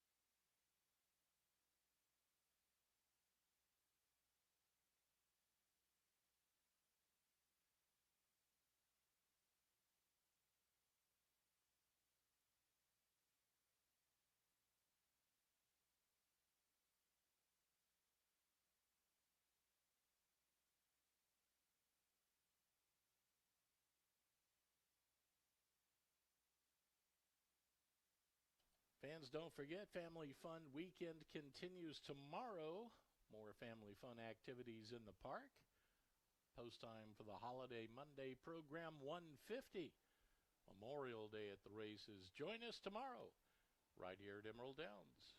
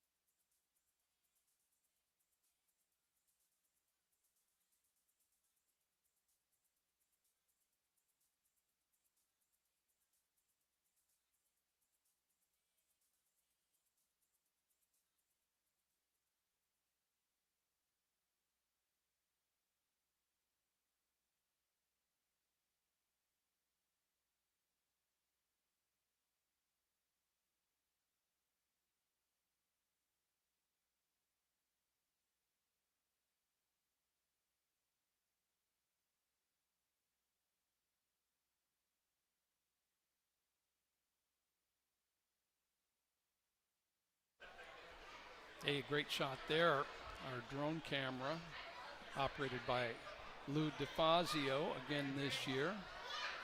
Lots of beautiful spots and shots on a day like today. Thanks again for joining us here at Emerald Downs. We're right by the Paddock Grill where Sean, he barks out a heck of a hot dog, doesn't he, John? Yes, I would hire him immediately at any sort of sporting event because you can hear him. He's not quite Bill the Bear Man yet, but he might get there at some point. Yeah, he's got a great staff over there at the Paddock Grill. They're busy all day long. And Sean makes sure everybody knows there's hot dogs available. All right, well, that'll be open tomorrow. First race 150 on Monday, Memorial Day. And the races are drawn for next Saturday. You can get all that information at equibase.com or drf.com. And we got pretty good field size next Saturday. So things are picking up as the local horses get ready to run. Okay, let's take a look at the horses for race 8. This is a maiden sprint for fillies and mares. 6 furlongs. And 1 3-year-old filly in here, O Ravenna. And of course, we know the lone 3-year-old filly in race 5 won, Tiger Lady. My Eliana has the inside post for trainer George Rosales, and My Eliana had an out here at Emerald Downs, and she was narrowly beaten in that that was a hotly competitive race, the one that Janie won for Tim McCanna's 1,000th Emerald Downs victory. I see My Eliana ended up only length and 3/4 off the lead. Yeah, it was a pretty competitive, evenly matched field, as you mentioned, and Maya Eliana broke a step slow and into the stretch. She had it inside going into the turn, 3 wide leaving the turn, 8 wide into the stretch. A good closing fourth. Now, even though it was for maiden 10, the final time was a little slow, 105 and 3. So I wouldn't put too much on the price drop here, but it was an improved effort, and she does draw the rail, and she gets an extra half a furlong. Maybe all those things will help her. Yeah, she can pass horses. She lost her rider there at Los Al in March, but in her other 3 recent races, 3rd, 4th, and 4th, so she's been competitive. And it's her 2nd time over this oval. Adrian Castellanos back for George Rosales. Calbred 4-year-old filly. Leah's Loot is the 2. She's running for the first time this year. Rosie Simpkins runner by Lute's Gift. Has some tactical run. That's her 5-year-old year. She's not blazing up front, but she can lay close. Yeah, but whenever you mention Lute's Gift, I kind of give them a second look because on occasion they have really good early speed. And as you mentioned, she hasn't shown too much, although she did show some early speed in her final start of 2025 when she went 21-3. She has a good workout pattern going into today, and you can make an argument she ran her best race off a layoff last year. Even though she's beaten 10 lengths, it was against much tougher company. That race would put her right there in this field. Okay, yeah, good point. Despite being beaten 10 lengths, Chalk One Up for Mom won that race almost exactly a year ago. There's Leah's Loot. Blake Nunnally aboard her today for Rosie Simpkins. O Ravenna is the 3 by Gallant Son. O Ravenna, first start this year, 3-year-old debut. Showed some stalking speed early on. I know Alluring Valentine won that race real easily in the end. Yeah, that was a Tim McCanna trained horse and just dominated that race. And as you mentioned, she was in the 1 hole and she forced the pace for a little bit there and got a little tired. It acted like a race she needed there. And she is by Gallant Son, although her mom, No Flies on Doodle, was a pure sprinter. Gallant Son, of course, could sprint and route, but she has every right to improve. And even though she's only 3 years old, she gets a little bit of a weight break. Probably needed a race, has some good tactical speed. She's going to be in contention early. Dynamic Morning in Line at 31 kind of surprises me, only because she's got that speed and she gets a little bit of a weight break here. Yep, drop in class, little weight break, showed speed in her seasonal debut back in 3 weeks for David Martinez. Talia Timontois aboard. O Ravenna. Number 4 is Faye Alana. Faye Alana by Bold Chieftain, who won $1 million and more at the track, mostly in Northern California. He was an outstanding stake horse on dirt, synthetic, turf. And Faye Alana from Victor Trujillo. Similar form to number 1, My Eliana, generally a little bit off the pace, is closed into contention. Yeah, she kind of ran a bunch of even races early in her career and a couple times ran second. And then her last 2 starts were thirds. And you think, well, they're not as good, but they were because the times were better. One race back, they ran 1:15 and 4, which is pretty good for maiden $4,500 fillies. And then last race, she's up there pressing the pace and runs an even third routing. She's back in the sprint. She has some recency here, and she's going to get a nice stalking trip. Maybe it'll be her turn today. Yeah, a couple of placings from Faye Alana toward the end of last year when she was a 3-year-old. Victor Trujillo, Kevin Orozco rides on the morning line favorite, who the dynamic morning line shows her at 2-1. And second favorite to My Eliana. We've got a few minutes to go for that. Number 5, it's Grand Salami Time from Alexis Silva Martinez. Also dropping out of that Janie race from 10,000 claiming 2 weeks ago. She broke a little slow. Yeah, I had her breaking a length slow, and if you look at her form, you know, she's been big odds the last 4 races. Last race 25-1, but she broke slow, moved into contention, and then kind of drifted out at the end. There's 5 wide into the stretch, but not the worst effort here. And she gets a little better post, and you know, with the clean break, she can get that nice stalking trip. She did run well at Grants Pass for a second, and after running at Emerald last year, and she's capable of a little better effort, but she's going to have to improve. Okay, and she'll have Carlo Lopez up today. He did ride her down in Phoenix. It's Grand Salami Time. The 5, number 6, is Pretty Rocks. And second-time starters, of course, can show a lot of improvement. And she did break a little bit slowly from an outside post. Yeah, and she was wide throughout in a nice race where she was a learning experience for her. And as you've mentioned, all these others have had chances. Some of them, including the 2 favorites of 1 and 4, have had a lot of chances. So she has a right to improve here. We'll see if she can improve. Okay, Pretty Rocks from Alan Bozell. His barn off to an excellent start. Lenny Ciceron rides. Pretty Rocks by Lynchpin out of Roxy Schuyler. Comes back in 2 weeks from that debut, which, you know what, wasn't a perfect trip. Outside, Oh My Vron.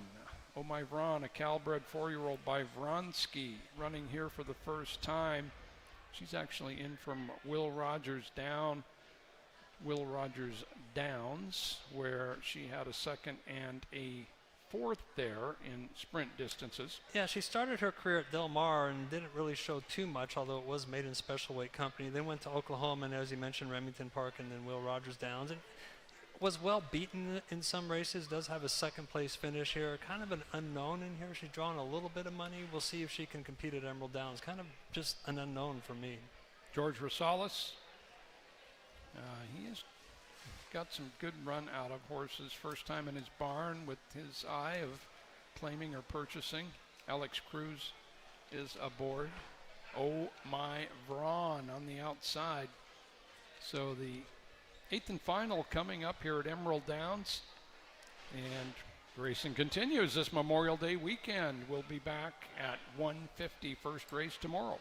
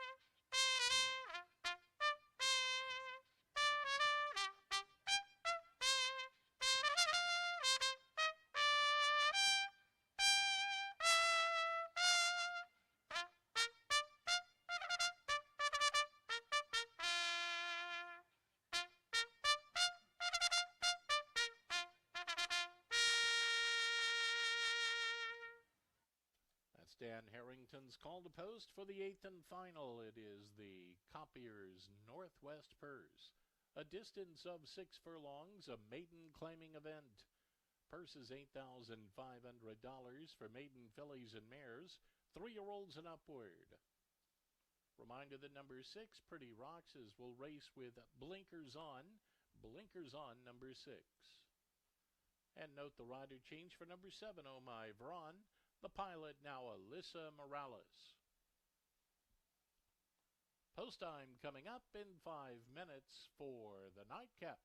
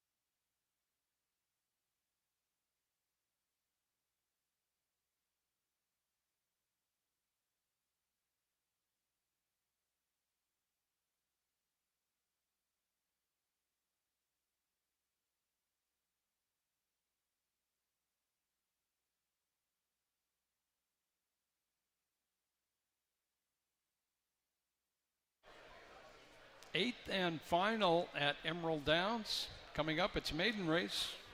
Non-winning horses. Maidens are non-winners, whether they be male or female or any age. So these happen to be fillies, 3-year-olds and upward. Okay, I just reminded myself of that education. So let's go up to Tom for his pick in the 8th. All right, Joe, 8th and final is upon us. I go to the inside with My Ileana. My Ileana stretching out a bit today, drawing the well-positioned second start since coming to us from Santa Anita and Los Alamitos. Adrian Castellano is the guide here for trainer Jorge Rosales. I'll take this one. I think this is a good spot for her at the well. 1, 7, and 2, my picks here in the 8th. Okay, My Ileana, second race over the oval, just beaten less than 2 lengths in that first start at the meeting. John? I'm going to try number 2, Leah's Loot. I'm just kind of going off her first race last year, the fact that she has tactical speed, and this barn is one with layoff types in the past. I thought this was a hard race, and she's kind of a newcomer in the sense that she hasn't run this year, so I'm hoping her 5-year-old year is a winning year. And you've had 2 straight, including the winner of the last race, who was a super impressive winner. Give Sassy's Connections credit. They shipped her up here, and she was dominant in the stretch today.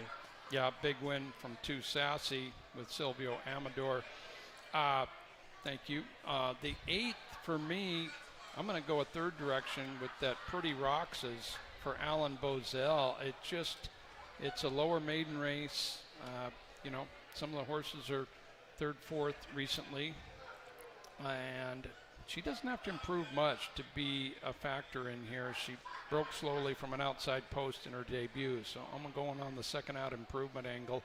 I'm on the 6. John is on the 2, and Tom's on the 1 here in the 8th.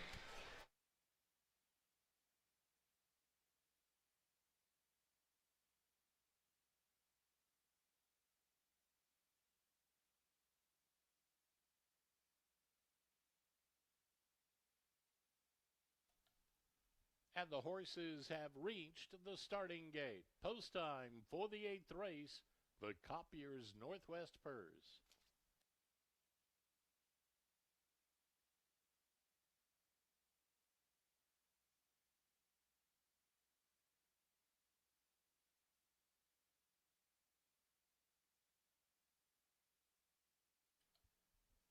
Loading now for the 8th and final, My Ileana, the inside post. Here comes the gray Leah's Loot right alongside.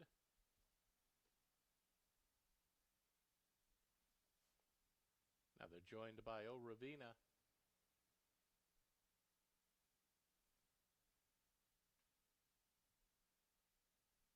Faye Alana the next. Now it's Grand Salami time.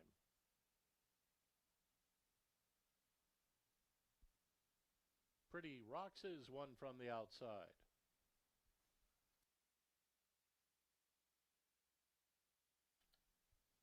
Oh My Vron, last one.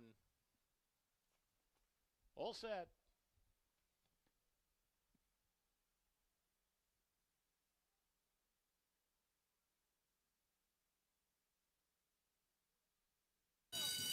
And runners away. It's Grand Salami time, steadied at the start. From the inside, Leah's Loot goes straight to the front here, tracked by Oh My Vron from the outside. Back third is O Ravina. Another 2 lengths to Fayalana, My Ileana mid-pack at the rail. Up along the outside, Pretty Roxes, and gathered up after a sluggish beginning. It's Grand Salami time as they forge on for the far turn. Just over 3/8 of a mile remain. Opening fraction 22 and 46. And around the turn they go with Leah's Loot blazing the trail out front by 2.5. Oh My Vron is right behind in second with a 1/4 mile to go. Fayalana kicks into gear into third now from the outside. And My Ileana gains at the rail. They round the turn and head for home. Leah's Loot trying to shake them off for the final furlong. On the outside, Oh My Vron is there. Here comes Fayalana charging middle of the racetrack. And Fayalana is on the go. Leah's Loot digs in. Fayalana racing on by and will win it by a length. Leah's Loot was second. Oh My Vron third. My Ileana followed next with O Ravina alongside of Pretty Roxes, and it's Grand Salami time. Time on the board, 1:12 and 21 100ths.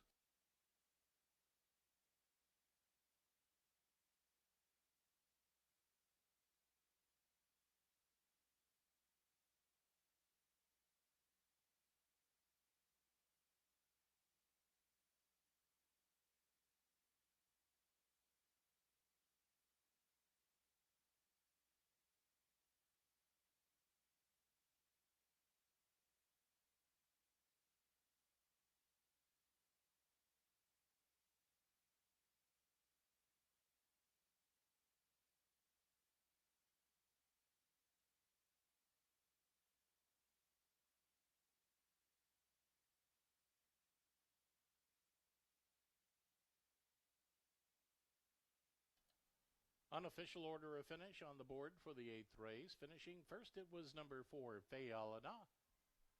Second was number 2, Leah's Loot. Third, number 7, Oh My Vron. And fourth, number 1, My Ileana. Once again, the running time was 1:12 and 21 100ths. 8th and final race today, the Copiers Northwest Purse.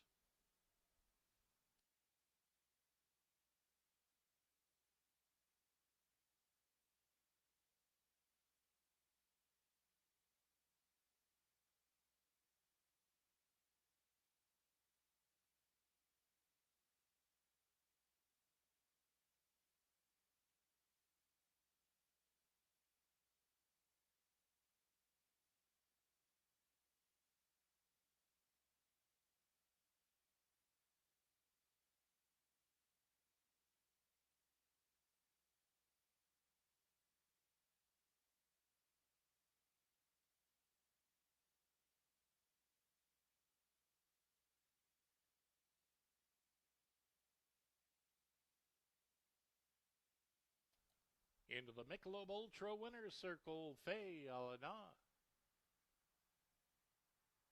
She's owned by Kenner Thoroughbreds LLC, trained by Victor Trujillo. Kevin Orozco in the saddle for the victory. Fayalana is a 4-year-old black filly by Bold Chieftain from Trifina. She was sired by Bertrando. Bred in California by Kyle Kinner. Results official. The official winner, Fayalana.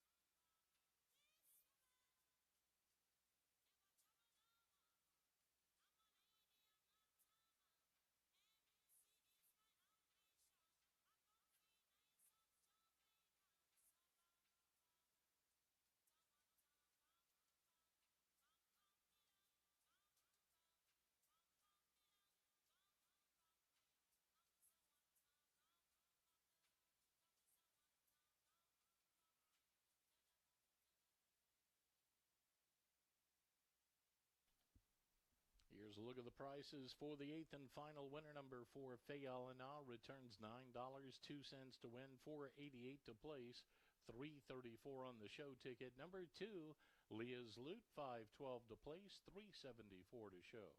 Number 7, Oh My Veron, worth $5.86 on the show ticket. Winning exacta $16.85, the late double $9.20. 50-cent trifecta, $55.09.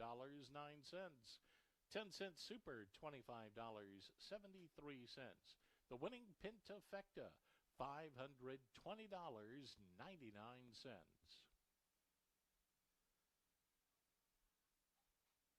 Look at the late pick 3, $36.33.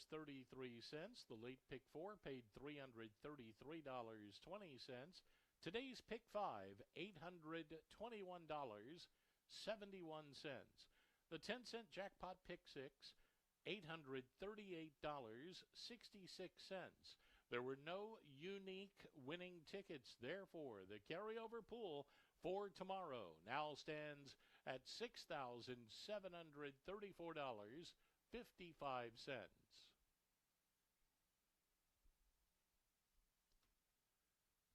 Don't forget, Family Fun Weekend tomorrow.